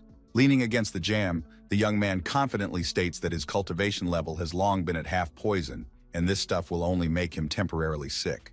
Freezing, the stone-faced girl listens to him. She clutches the vial in her hand with force, thinking about what she should do. Putting on the mask of a silly girl, she asks, "What is young Master Chen Wujin talking about? Why can't Ling Tan understand?" Shaking the jar, she explains that she just added some spices to taste. But of course, the guy doesn't believe her. He pours wine from the very same vessel. Bringing the cup dangerously close to the girl's mouth, Chen Wujin wonders if Miss Ling Tang would like to taste the wine herself. The girl tries her best to pull away. Here's her hand already preparing to swing. But Chen Wujin dodges just in time and her hand flies by at high speed.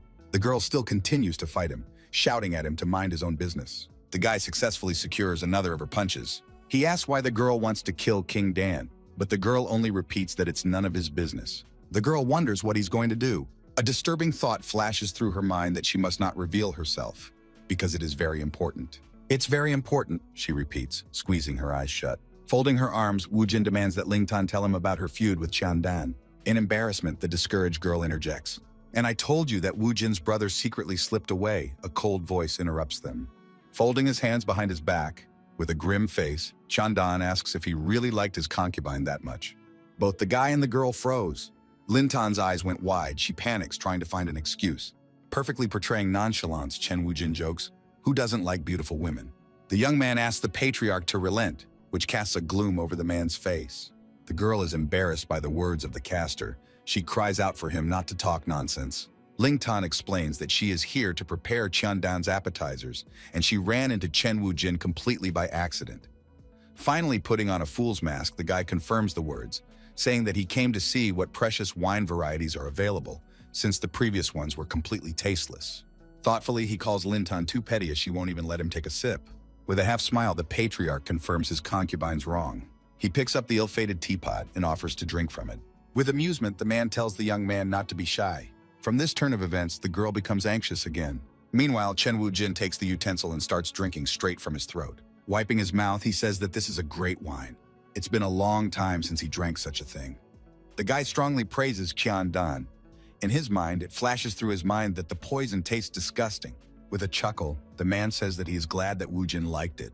Hugging the man, the caster asks to see the patriarch's other treasures as well. The man was just waiting for these words. The two of them, in each other's arms, go off to inspect the chambers of Tsandan, completely forgetting about the girl. The system asks the guy if he'll be all right, given that the poison is now in his system. He assures her that she shouldn't worry because he didn't even drink the wine. Thanks to the magic props he made himself in his spare time, it seems that it's impossible to defeat the magic, but it can fool the cultivator. In the background, the patriarch is listening to Chen Wu-jin's monologue with concern. He asks why Chen Wu-jin has such a mean smile on his face. The young man justifies that he is happy to see such precious things of his brother. For seconds, they stare at each other in silence. Blushing, the patriarch offers to hurry up, Chen Wu-jin finding his reaction ambiguous. But then the whole atmosphere is cut short by someone's shout. It is Xiao King. In tears, she cries out that Yunlinger is missing. In an anxious state, she rushes into the arms of her lover. Meanwhile, the boyfriend can't remember who Yunlinger is. He remembers that it is the girl's snake, so he suggests that she use her spiritual power. Just then, a screaming man bursts into the courtyard. In a panic, he screams that the snake spirit is biting people. The man kept screaming and running around the yard. Not realizing what she was doing in the wake of panic, Xiao King clutched at the stranger's clothes and demandingly started asking what happened to Yunlinger. The man didn't realize who she was talking about and only continued to mutter something about a snake. Gesticulating emotionally, he told her that the snake turned into a woman and bit him. These words caused Chen Wu-jin to be perplexed. The thought seemed to be close at hand, but he was still unable to grasp it. Yelingchen anxiously called out to the guy who was thinking and couldn't hear her. Xiao King, on the other hand, is outraged that the man insulted her pet, so she slaps him mercilessly. The girl is preparing for another blow when her friend calls out to her, hoping to stop the spellcaster. Her lover tries to calm the girl down. He tries to talk sense into her, because now the most important thing for them is to find her pet. But the girl doesn't calm down, she cries into Wu-jin's shoulder. Her Yunlinger is a polite spirit animal. She never bites rashly. How could this man say such a thing about her? Now the young man is now viciously interrogating the man with questions about where he saw the snake. Meanwhile, a group of spellcasters roam the courtyard looking for Yunlinger, shouting her name in all directions. The man says she was behind the ornamental garden. Why can't they see her anywhere? With his side vision, Chen notices a glow from behind a large stone, almost human-sized.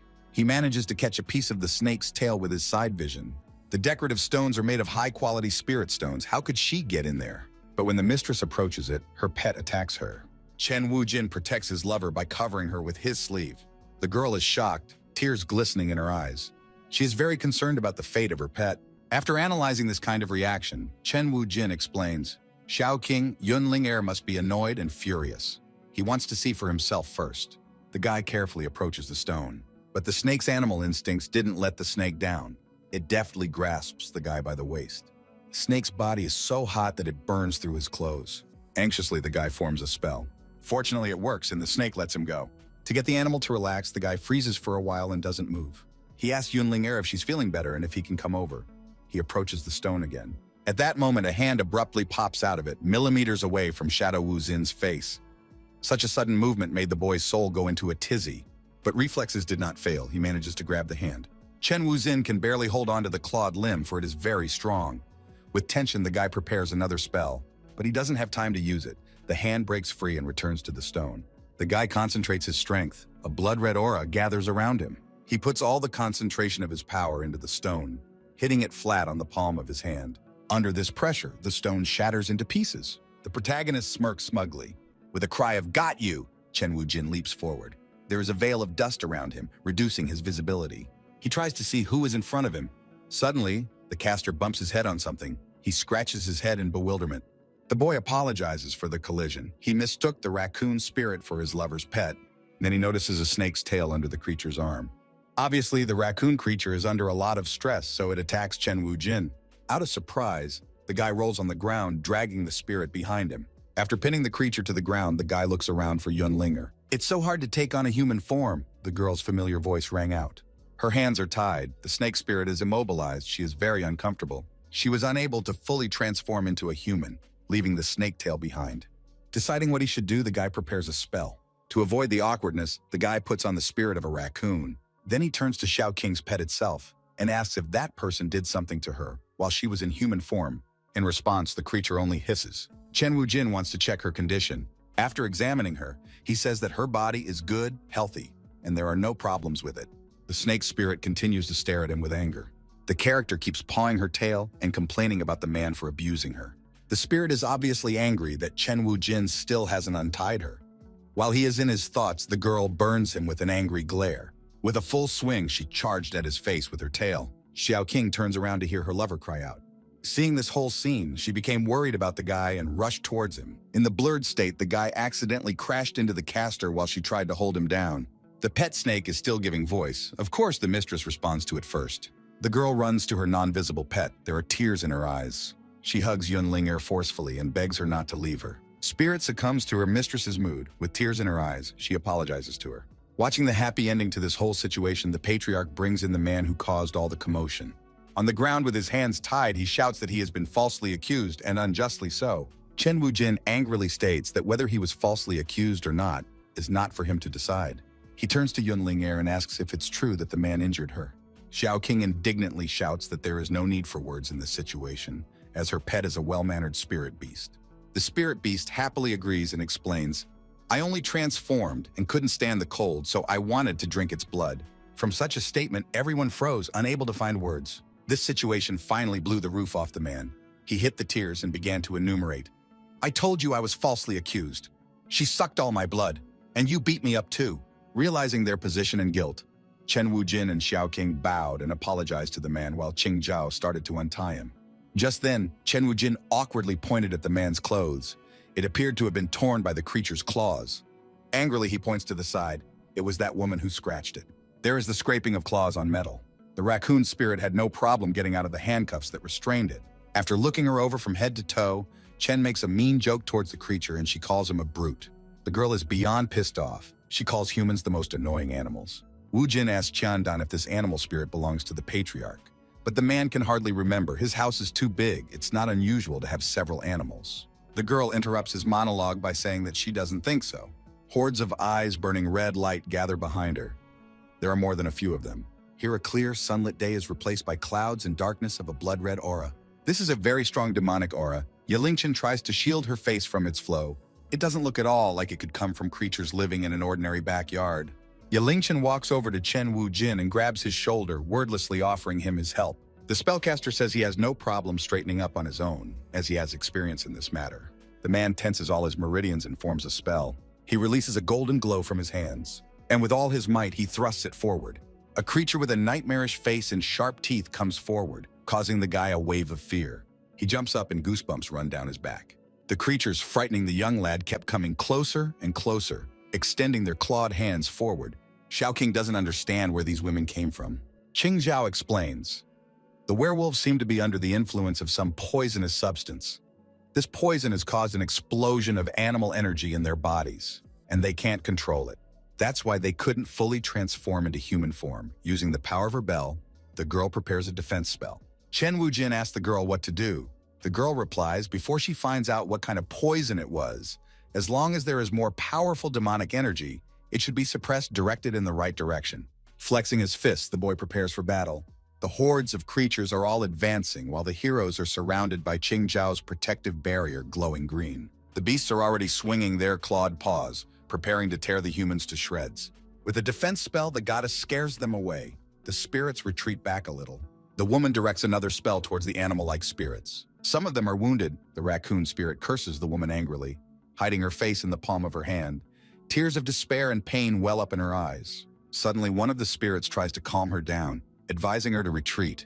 Taking a step forward, she declares that Chen Wujin should be ashamed to compete with those weaker than him. Simply put, they are those who are not as skillful as others, especially since this demon goddess has already sucked out their uncontrollable demonic power. The woman gets on her knees and asks the caster to just let them go. The guy takes his eyes aside and ponders her words. "Young master, please help us." The woman's voice did not change in the slightest, remaining as pitiful, but her face, hidden by her hair, was distorted by a sneer. Suddenly, the young man noticed some movement downstairs. With a cry of begging for mercy, The woman abruptly extends her hand towards Chen Wujin's face with the intention of scratching him.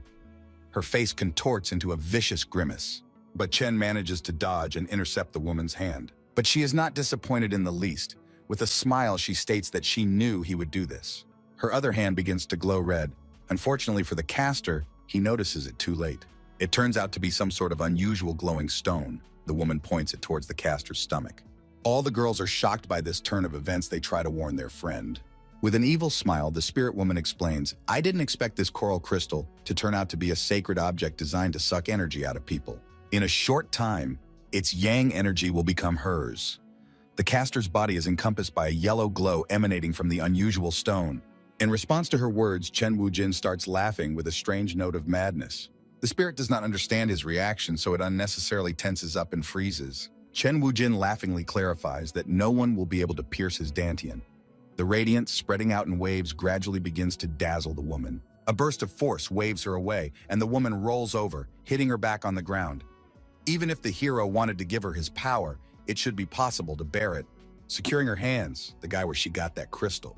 After a certain period of time, the woman leads him to one of the buildings. There on a pedestal stands an extremely beautiful red crystal in the shape of a coral. Chen Wujin is surprised, for his spiritual power is very pure. With anger, the patriarch Qian Dan asks the woman, "So the red crystal in your hand was broken off from my coral?" In a panic, she starts to justify herself. In fact, she didn't pick it. This shard of coral was thrown away by someone. That evening, she went in to eat, as usual. At that moment, the woman was still in the form of an animal. From the window, she saw the brightest red glow. It caught her attention and distracted her from eating. A piece of stone flew right out of the window and collided with the animal. After that, a spell enveloped her entire body, making every exposed nerve burn, and she couldn't see a human silhouette. After explaining the whole situation, the woman tearfully asked the young spellcaster to spare her family. Chen Wujin turns to the patriarch, who assures him that everything is fine. While the patriarch was channeling his spiritual power into the crystal, Chen Wujin asked him if he would accidentally investigate the remaining spiritual energy left behind by the thief that night. Without interrupting the flow of spiritual energy, the man admitted that his searching technique was extremely poor, and he didn't hold out such high hopes. It's just that this coral is a rare treasure, and he promised it to the clansmen so they could admire it, but now it's a defective item. It is noticeable that the man is very upset by this fact. It's inevitable that people will think his vanishing moon clan is just a frog at the bottom of a well and cause laughter. It's embarrassing enough for a guy to listen to such revelations. Blushing slightly, the patriarch continues. In fact, by injecting a large amount of spiritual power into it, it can be restored, but my spiritual energy is too dark to merge with the light spiritual power of the coral. Brother Wu Zin's techniques are powerful. Spiritual energy is deep. Surely you can restore this excellent coral. Placing his hand on the guy's shoulder, Qian Dan asks him for a favor.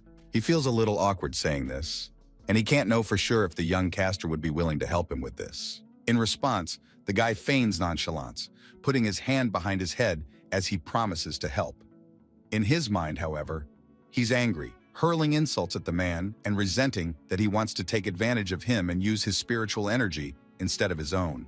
With an unpleasant expression, Chen Wujin says that unfortunately, his body has long been empty. In his head, he insults the man for his orientation with a nasty grin on his lips. But Qiandan accepts his friend's refusal with a polite smile while the caster shamelessly continues to play the sick man. Suddenly, the caster's face changes drastically. It becomes more malicious. He frowns his eyebrows and lowers the corners of his lips. Throwing his arm forward, the patriarch abruptly grabs his subordinate by the neck. Lifting the girl into the air, he tells her that the main culprit must right her own wrong. Listening to the woman's lamentations that she had nothing to do with it, Chen Wujin, so partial to women, asks the patriarch to stop. The poor girl hangs in the air, her legs starting to twitch from lack of oxygen. Without taking his eyes off the concubine's face, Qiandan openly confesses to his friend that he is not straight. Hence, he does not fall for women. It was just that this spellcaster he trusted more or less. The man still wouldn't let the girl's neck out of his hands. She's the only one he handed the paper talisman that removes the protection from the door of his room. The man pulls the very same ill-fated talisman from the victim's clothing, saying it's not stealing the one charged with guarding it. In shock, the girl interjects, "Didn't he say it was a regular talisman?" The man laughs, for it was all his plan to get her hooked. Watching this whole scene, the thought that the man is vile flashes through Chen Wujin's mind. The patriarch mercilessly yells at the woman. He wants to know what she stole the coral for. With tears on her cheeks, the girl, barely breathing, whispers that if the patriarch doesn't believe her, Let him kill her then. Chen Wujin intervenes in their conversation again. He believes that the circumstances are not yet clear, so it is unfair to punish Miss Ling Tang so freely. Barely listening to him, the patriarch throws a disgruntled glance at her with a sneer. It's obvious that the man doesn't care about the status of their relationship anymore, so he's not afraid to tell the truth. With a cruel expression on his face, he kisses that he disapproves of Wu Jin's attitude towards women. But still he lets the girl out of his arms. Curled up on the ground, the girl tries to catch her breath, but a convulsive cough prevents her from doing so. If you want to investigate, investigate carefully. A crystal with unusual glowing dots appears in the man's hand. It's a shield and it's covered in carefully engraved runes. As someone enters or exits, this rune sticks to their skin and will not be able to be washed off. And since the hero believes she is innocent, it means her body must be clean. The girl tearfully refuses to take off her clothes because it's sheer humiliation. Other girls also think that forcing her to undress in public is disgusting. They are totally against it. It seems she doesn't want to, Brother Wu Jin. You begged for her in vain, the patriarch says mockingly, not taking his eyes off the trembling girl on the floor. Waving his hands to the sides, he continues. In fact, it would be easy for me to let her go if only this coral were as good as new. In tears, the girl cries out that she will take off her clothes after all. Chen Wujin hesitantly calls out the girl by name. The girl says that this is her mistake, and she is not worth the young master's spiritual strength. The girl throws off her outer garment. Chandan continues to press her. He says she didn't take off all her clothes. From the feeling of humiliation, the girl is filled with anger. Tears of despair appear in her eyes. With the help of magic, the man tears off the rest of her clothes. With anger, he says that if she has already decided, let her go to the end. But no sooner do her clothes fly off her than the girl is covered by a cloth. Chen Wujin gives her his outer garments, graciously covering her nakedness. Unhappy with this turn of events, the patriarch clucked disappointedly. Ignoring his reaction, the guy prepares a spell. With his finger in the air, he diligently writes out the proverb. Finally, the spell is finished and it begins to take effect. The heroes begin to see the events of the very day the piece of coral broke off. A thief of unknown origin, uncovered by a completely black robe that hides even his face, is preparing a spell that will help him pass through the protective barrier. Xiao King asks, is this the one who came to steal the coral? The shield was unlocked without using a spell. Everyone watches the vision of the thief carefully. The man forms the same spell from the proverb, and a purple glow floods all around. It also surrounds the red crystal. In a familiar scenario, a crack spreads on one of the branches of the coral. Apparently unexpectedly, and for the thief himself, a piece breaks off and flies away. It breaks through the glass of the window and flies out into the street. Obviously, the thief did not expect such an outcome, so he runs away in a panic. It turns out that when the coral was attempted to be stolen, this action is what caused him to be repulsed. With a disgruntled face, the patriarch declares that Wu Jin is good at what he does. He wonders, since there is such a powerful tracking technique, why did he let Ling Tan take off his clothes? Brother Chundan only said that he wanted to find a thief, but how can a thief become a thief without going through a disguise? So the tracking technique is ineffective, Chen states nonchalantly. Without changing his cheerful intonation, he throws a stone at the clan patriarch, saying that he is so cruel that he forced the young lad to make an effort. Chen Wujin, with his knowledge on women, says that if you compare the figure of a girl with that of a thief, they are different. Hence, Ling Tang cannot be a thief. With a vile and villainous grin, he continues, "It is better for Brother King Dan to find out which new favorite is teasing him." At such words, the patriarch presses his lips together in displeasure. But then their conversation is interrupted by the appearance of the other elders. Zhang Dalao, the head of the Trading Moon clan, greets the patriarch with politeness and a smile. But upon seeing the whole unfolding scene, he cries out but can't find the words. The old man is outraged. How dare Chen Wujin embrace the concubine of Patriarch Chandan? Xiao King immediately rushes forward to defend her lover. She explains that Chen Wujin is only helping in the name of justice. But the old men are not convinced by this. Didn't he rely on his high level of cultivation, doing the girls some favor and making them feel grateful to himself? The old men keep grinding his bones. They all saw him when they were at the Lintao competition. Xiao King realizes that they are right. She can't even contradict them. Lowering her gaze, the patriarch tries to gloss over the topic. No need to put Brother Wu Jin in a difficult position. Although I don't understand it either. No animosity, no hatred. Chen Wu Jin squints a disgruntled face as he hears the patriarch wonder aloud why he wants to greenwash him. Obviously, the patriarch is implying treason. These words finally turn the people against the caster. They begin to resent his baseness.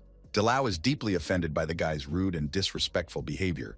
He demands that the patriarch show him no more mercy. The man continues to play out the scene. He says it's just his family business. He changes the subject, informing everyone that the coral that is meant for all public viewing has been damaged. The patriarch is determined to make Chen Wujin a scapegoat, so he unleashes all the dogs on him. He vehemently demands that the divine power coral of this Sihai province be repaired personally by the caster himself. His system tells him not to let Chen Wujin do it, because this coral sucks out a person's spiritual power. He will only lose more and more. The guy calms the system down, after all. He knows all this himself. It's just that Qiandan wants to get his spiritual power for nothing. In his thoughts, he continues to insult the patriarch for his orientation. Turning away from the people around him, the young man asks the system about modeling the coral. A spellcaster from the Spirit Lord clan warns her associate. She believes these people are in cahoots, expecting the luxury of sharing his spiritual energy. But the intentions are so pure, on the contrary, simple. Since Patriarch Qiandan places so much importance on a grain of coral, what's the point of just fixing it? Stroking the stone, the caster asks. Even if he uses the spiritual power of a lifetime, there is still a limit to how much this grain of coral can help in cultivation. Since everyone came here for this coral, how can we not share a piece of the pie? The elders agree with the young lad's words. Chen Wujin confesses. Although he finds it hard to control his feelings, he still feels guilty in front of brother Qiandan. Therefore, he has decided that he himself will go to Sihai province to dig up the entire divine power coral to apologize to everyone. Everyone around him is surprised by such a strong and powerful statement. From such words, even the patriarch couldn't hold back his stone face. It distorted in great surprise. The old man, however, tries to stop the young caster. You are crazy. Do you know what is located in the Sihai province? Sihai province is a lonely island surrounded by the ocean on all sides. The most ferocious and ancient beasts have gathered there. Even if a guy has skill, snatching the divine power coral and saving the ancient beasts is just a dream. But Chen Wujin disagrees. He still has to try. That's when he offers the patriarch a disgusting proposal. He wants to buy Ling Tan if he can dig up the entire bush in Sihai province. But Sang Don doesn't trust him. What if the guy leaves now but doesn't go anywhere? The guy agrees, saying, "Good point." Coming closer and putting his hand on the patriarch's shoulder, he smilingly offers to go with him to Sihai province and watch him dig for coral. An elder of the Trading Moon clan remarks that this is very strange. But the others think this idea is very successful and good, so they actively support it. The patriarch, on the other hand, is embarrassed and mentally calls them a herd of idiots. He speaks out. Since Chen Wujin has such an attitude, he will have to do as he wishes. In his mind, he plans to finish the guy off when he fights the monsters in Sihai province. With an agreement, they shake hands. After a while in the carriage, Xiao Qing wrings out a cloth. She wipes her lover's face because he has once again become ill due to motion sickness. Chu warns him once again. This time he's going to Sihai province. Qiandan is definitely against him, so he should make arrangements in advance. Gong Yao. I asked him to tell her why he is looking for coral for the patriarch. The terrain of Sihai province is hellishly evil. The guy explains while scratching his head that the divine power coral is a good thing. Even without Qiandan's performance, he wanted a part too. Stepping out of his wagon, Chen Wujin looks at the neighboring wagon. Through the curtain, two silhouettes can be seen. They are Mu Tantanju and Lin Tan. The girl is placing a handkerchief on the guy's chest. She channels her spiritual power into it, making everything burn with a blue glow. Thanks to her abilities, a character appeared on the man's chest. Frowning his eyebrows, the guy expresses what had been on his mind for a long time. He thought that destroying the coral of divine power would be a blow to the Sandon. How arrogant of him. Ling Tan explains to him that the two of them are not good enough to fight the patriarch.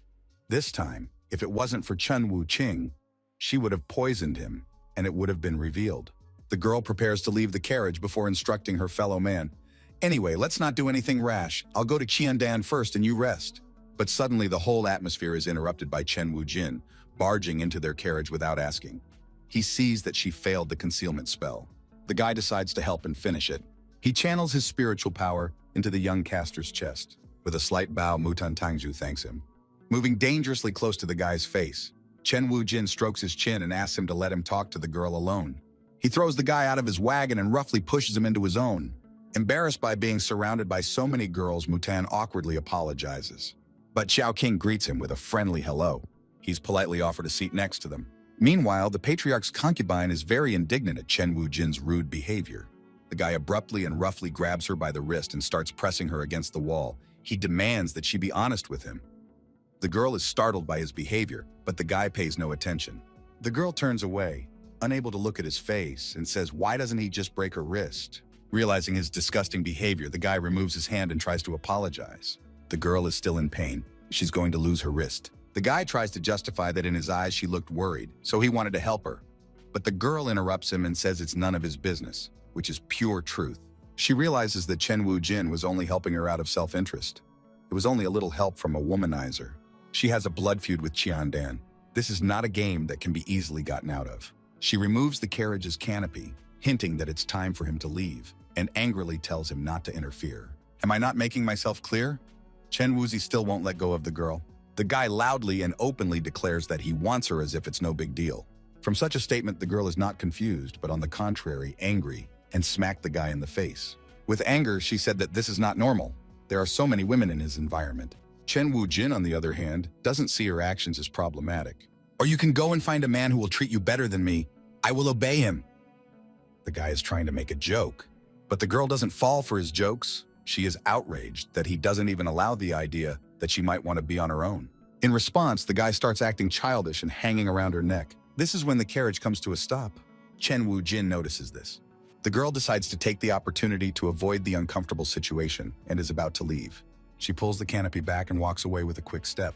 But then she returns and reports that someone is blocking the road. The young caster is alarmed by this statement, for it should not be so. He peeks out from behind the curtain to see what has happened. The wagons were following each other, but some silhouettes have blocked the road so they can't go any further. They were blocked by a group of humanoid creatures. Judging from their weapons and behavior, they are brigands. Passing through Shenzi Prefecture, how dare you not inform the great crocodile Lord Chuan? The chief asks them with a growl. But none of the travelers have heard of the crocodile lord. Is a gang of some brigands trying to extort something from them. One of the elders assures the patriarch, such a not fully transformed petty minion is not worth paying attention to. One of the humanoid crocodiles interrupts him and starts insulting him. The man is extremely pissed off by this attitude. Sang Dan tries to take the situation into his own hands. He assures that there is no need to be so hostile. To him, the toll is not an issue. The one-eyed creature approves of his attitude. Chandan seems more accommodating to him. Seeing that they are passing through here for the first time and don't know the rules, he will accept the Golden Dan Realm's spiritual power from them.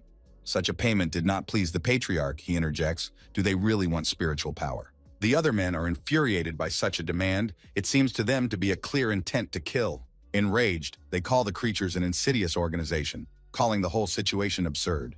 But here is the status of the Chuan crocodile. Great Lord sounds familiar to Chen Wu-jin. He remembered that in the game, it was just an NPC, a mascot created to simply show the way. Since when did he have subordinates? The guy decided to assess the situation, so he carefully peeks out from behind the canopy. He immediately faces the system with a point-blank stare. It did exactly the same thing. The guy jumps into his wagon to talk to the woman. The woman doesn't understand how this happened. She whispers, "It's not because you're getting stronger and more capable. The program will automatically match you up with equal opponents."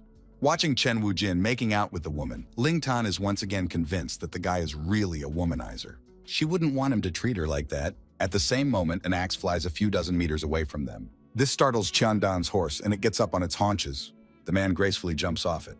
The army of crocodiles are about to aim their spears at him.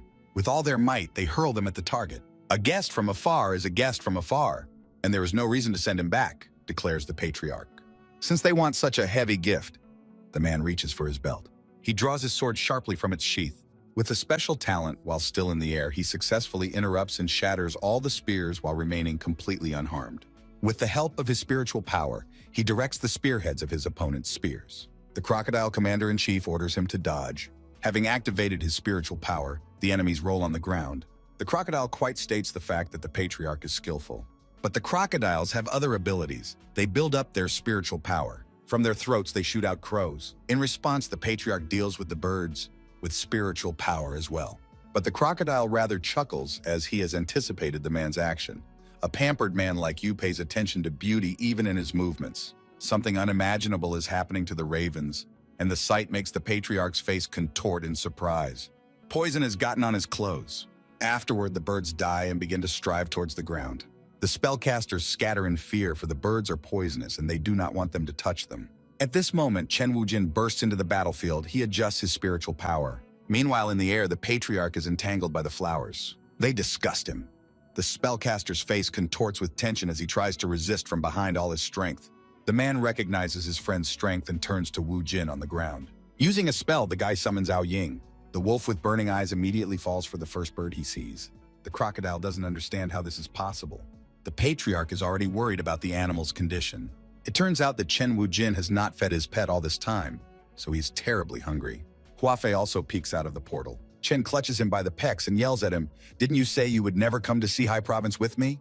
Huafei is not happy that Wujin is going to leave with Patriarch Qiandan. While the guys were bickering, the caster's pet was attacking the crocodiles. He gnawed the creature's shoulder with extreme ferocity. The animal is screaming in pain and shock. The pet was so hungry that it devoured his flesh. This agitated and frightened his opponents very much. Having summoned spiritual powers, they are about to be completely transformed. The entire army is surrounded by a red aura. It flashes through Chen Wujin's mind. This crocodile spirit looks like cannon fodder, but it has a lot of skills. Meanwhile, the creatures have turned into full-fledged crocodiles. Ao Ying convinces his master that he'll have no problem dealing with them. The kid pulls out a pouch from behind his sinus.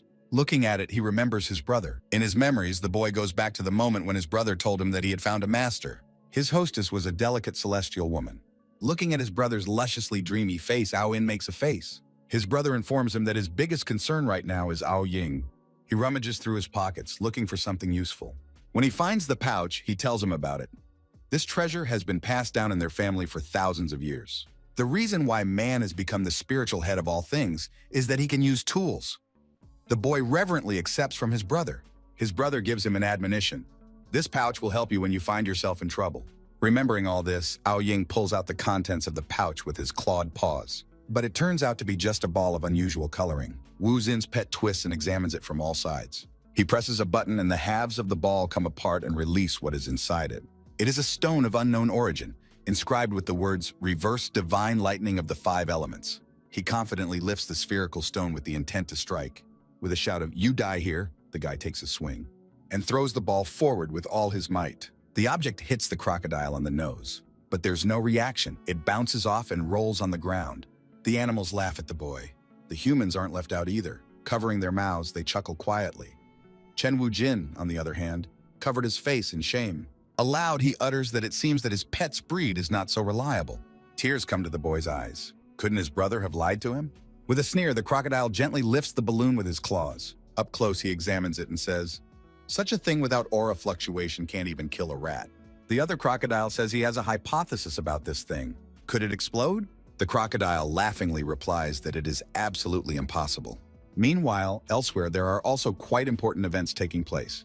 Amidst volcanoes, lava, and high temperatures sits a human pet. A woman demands that wine be poured for her. Ao Ying's brother gladly complies with the order. The guy's nose itches and he begins to sigh convulsively. Then he sneezes violently, knocking over all the wine. The woman is surprised that he has been following her for about 100 years, but he caught a cold just today.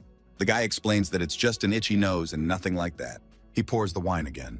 Say, this sneeze. Could it be Ao Ying scolding me behind my back? It can't be because of the reverse divine lightning of the five elements. The brute mutters to himself. The Sky Dweller interjects to ask what he means. Such an imposing name? The boy smiles and explains that once upon a time, he tricked his brother into playing a game. When he left home, he gave his brother a sack. In it, he would put some useless, rusty junk he had inherited from his ancestors. The woman listens to the story with interest. With this, he wanted to tell him that when you're the world, you can't rely on anyone but your own paws. The woman confirms that she remembers a little about his clan. She takes a sip of wine and is about to tell her story already. About 1,000 years ago, there lived the Thunder Emperor Zijin, the famous power of the 4 seas and 8 deserts. It was then that the ancestors of the wolves began to serve left and right, although Thunder Emperor Zijin was attacked and killed by his enemies a few years later. But the wolf ancestors still managed to survive. Back then, Thunder Emperor Zijin's most famous one-time magic treasure was called the Five Elements Reverse Divine Lightning. The woman mysteriously glanced at her acolyte and asked with interest, "Do you think it's possible that what you gave to your brother was a true reverse divine lightning of the 5 elements?" The guy only gaped his mouth open in surprise. He didn't even know what to answer. Huafei was very angry at his friend's mockery. Rolling up his sleeves, he says that he can't just look at it. Moving closer to the guy, he affectionately strokes his back and tries to reassure him that they'll figure it out. At this time, the gift from Ao Ying's brother starts to glow in the beast's paws. Chen Wujin is the first to notice it.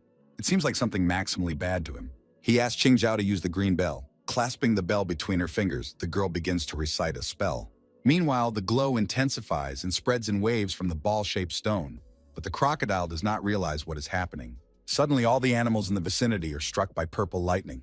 Gradually, the creatures begin to be drawn to the ball, the others who can scatter to the sides. One of the crocodiles says, "Boss, it looks like it's really going to explode." If there's any chance it won't explode. Then the unimaginable begins to happen. A black hole forms in place of the balloon, which begins to suck in everything around it. Its power is so enormous that it attracts trees, pulling them out of the ground. It seems as if all hell has broken loose on the earth. Everything around it flickers and flies in the air, hiding in the dark hole. Gradually, it begins to attract people with wagons and horses. Surrounded by purple lightning, the patriarch screams, "What the hell is going on? Why is there such a powerful artifact in the lower world?" Hissing curses, he frantically rummages through his hands. The caster pulls out some kind of unimaginable spherical artifact. Rays of light emanate from it, which gradually begin to surround the people and their belongings. But still, they couldn't be saved. They were too close to the black hole. Following them, they shout to Chen Wu-jin that they will definitely come back. Here, the black hole, on the contrary, begins to shine with white blinding light. But the hero and his team manage to escape with the help of Kijiao's protective dome. The girl tries her best to hold him back. At the place of the unfolded hell left a huge funnel. From it emanates faint streams of smoke.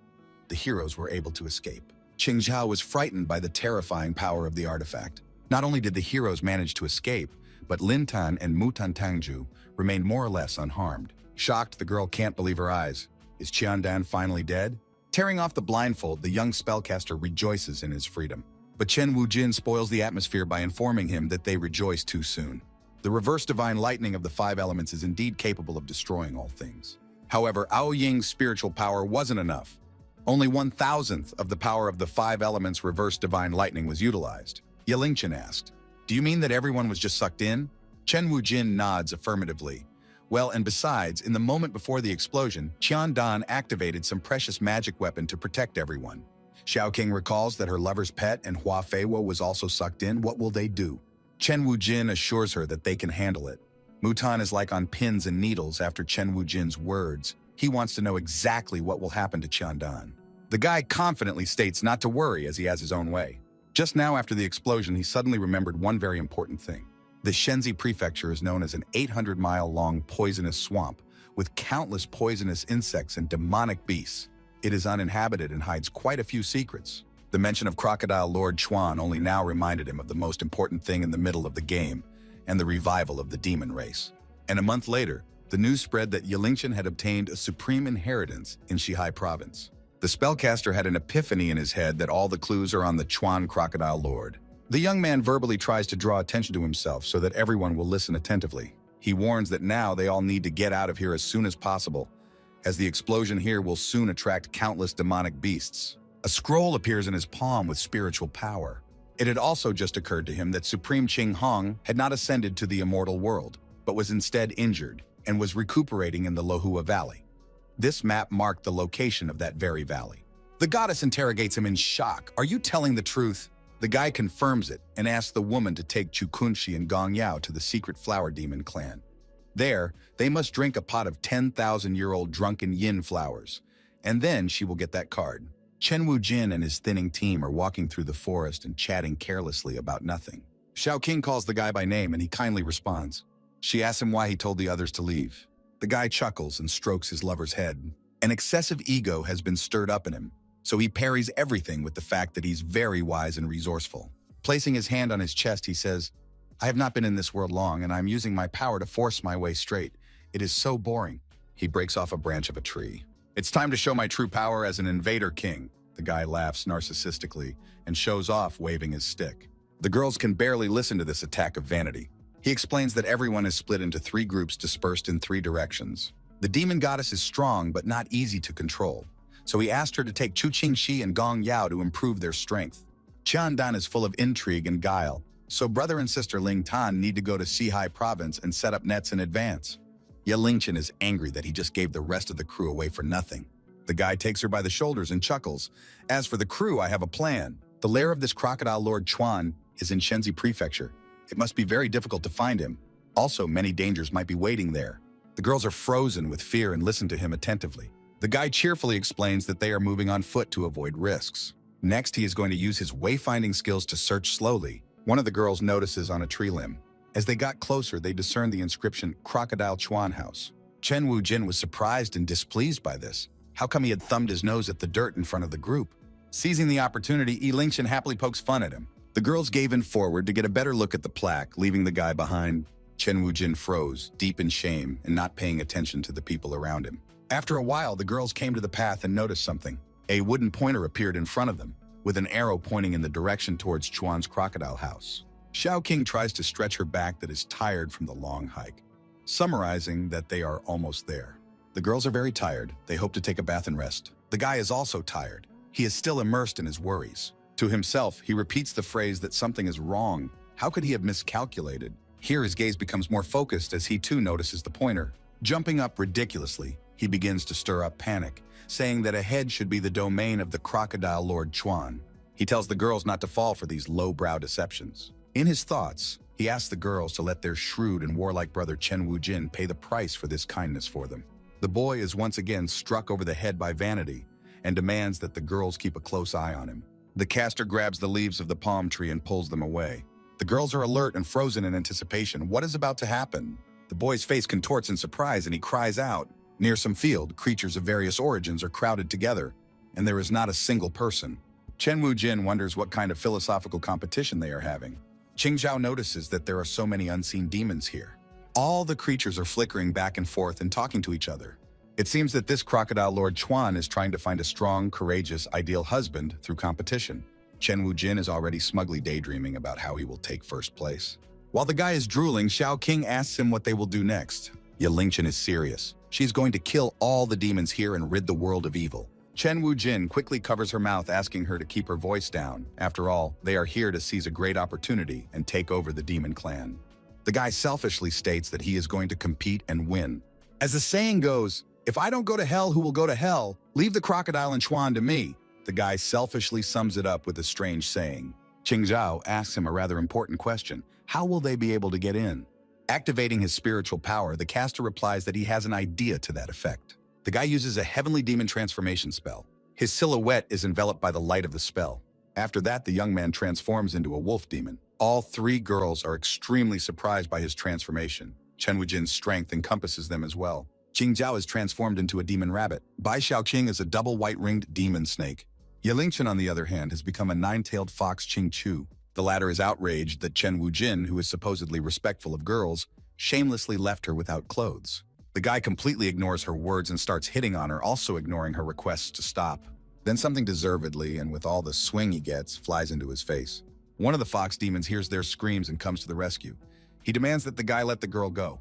This is Qingchu Juyue, a young master fox in the celestial realm. He is the only hope for the rebirth of the Fox clan after 1,000 years. Wu-jin's face becomes dumbfounded. The guy listens with his mouth wide open and answers nothing.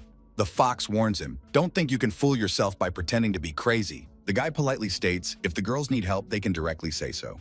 He, Zhuyue, will try his best to help them all. But the demon's noble words angered Chen Wu-jin, and he started to get angry and yell at the man.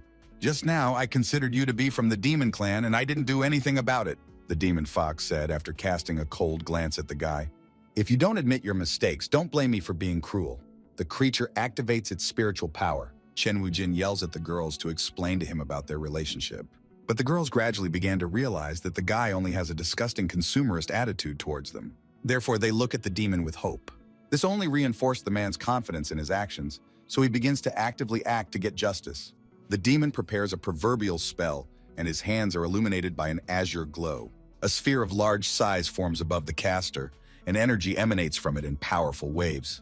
The fox declares that the little demon must accept the sentence. Chen Wu-jin, on the other hand, thinks that the girls were just playing a joke on him, and this fool took it seriously. He raises his hand and sends out a stream of flaming energy in response. The two spheres collide violently with each other. The guys are serious, they shout curses at each other. Then laughter erupts from outside and someone says, "Young people shouldn't be so angry. This is not the place for personal quarrels." The guys with angry faces turn toward the source of the voice. The unknown man is merely sweeping dust from the sidewalk. But the spellcasters feel the flow of their power getting weaker and weaker. And now it dissipates completely and their spheres explode like fireworks. The old man, who seems to be a turtle demon, turns around and walks away, for his work is done. Wu Fox's mind flashes. Who developed the holy art of my fox clan? What is the origin of this turtle spirit? The boys stare at the back of the receding old man. Chen Wu-jin is surprised to see the hermit turtle. The old man, catching the edge of his surprise, turns around. I, Hermit Xuanwu, have been living here in seclusion for thousands of years. I did not expect to still be recognized. The old man finally shows his face and asks what family he is from. The man doesn't know what to answer and stammers. While he ponders, the hermit in shock, for his style is completely different from what was in the game, the fox demon introduces himself to the old man. Kid, those who know the old man's identity, with the exception of a certain flower demon, everyone else is my enemy, the old man declares. Chen Wu-jin stops understanding what is happening altogether. In his mind, he is just repeating the old man's words. If you don't tell me, I will search your sea of knowledge myself, the old man threatens him. A flame of spiritual power bursts from his fingers. When the time comes, life or death depends on you. He opens his eyes wide, exposing their unusual color and pupil. The demon fox says with satisfaction that Chen Wu-jin is completely doomed. A whole layer of earth-driven spiritual energy rises into the air.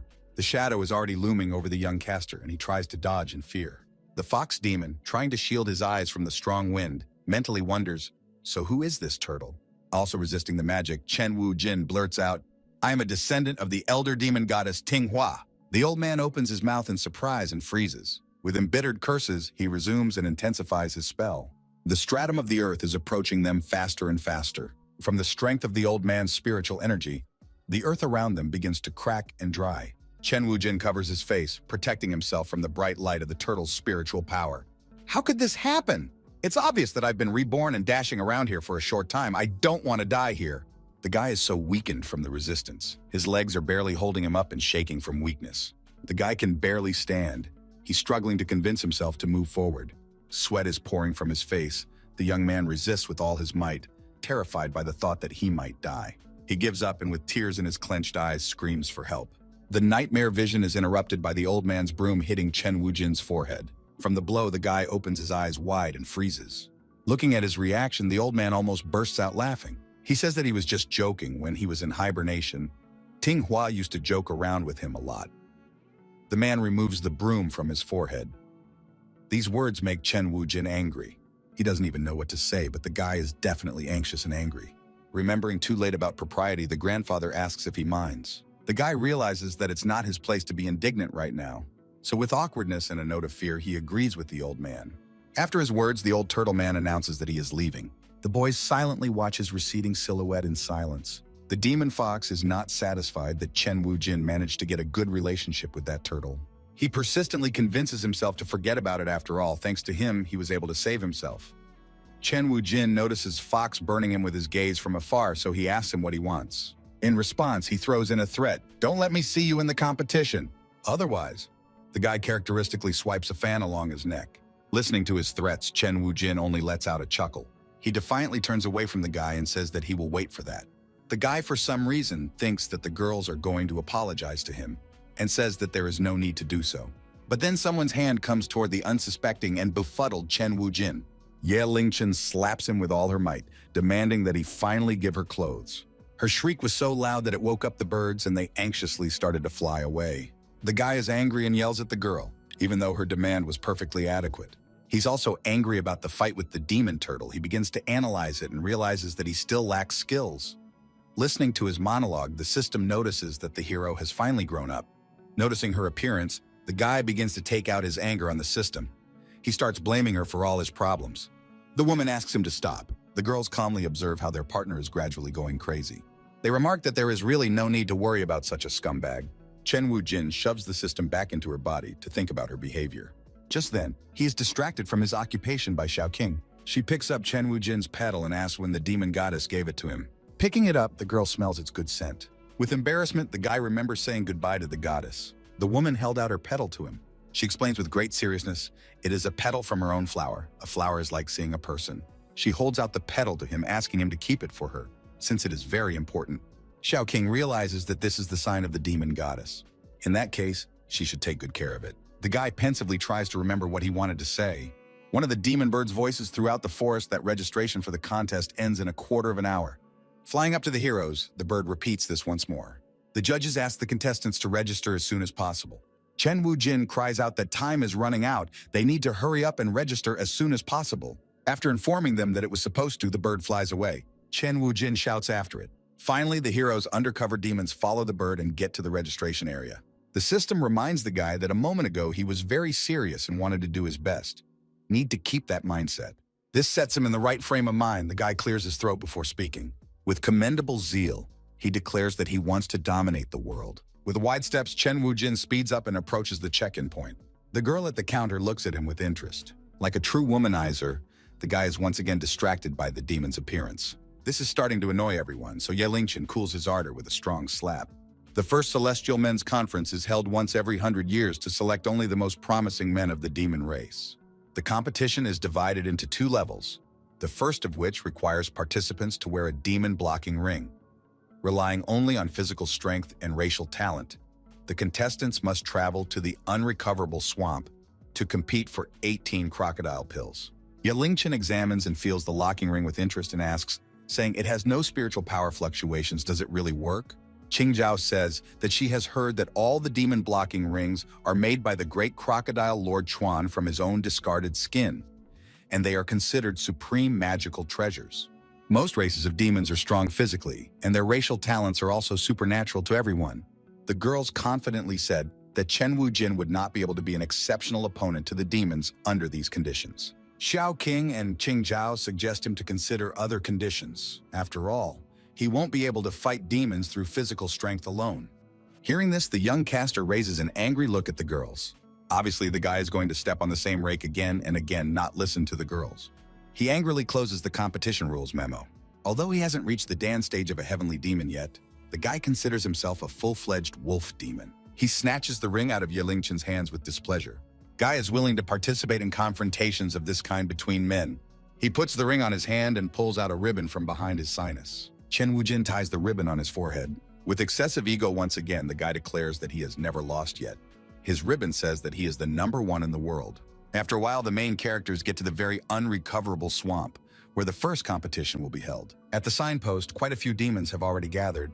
While Chen Wujin is diligently warming up in preparation for the competition, the girls are actively supporting him. He gives them a thumbs up and smugly declares that he will easily beat them all.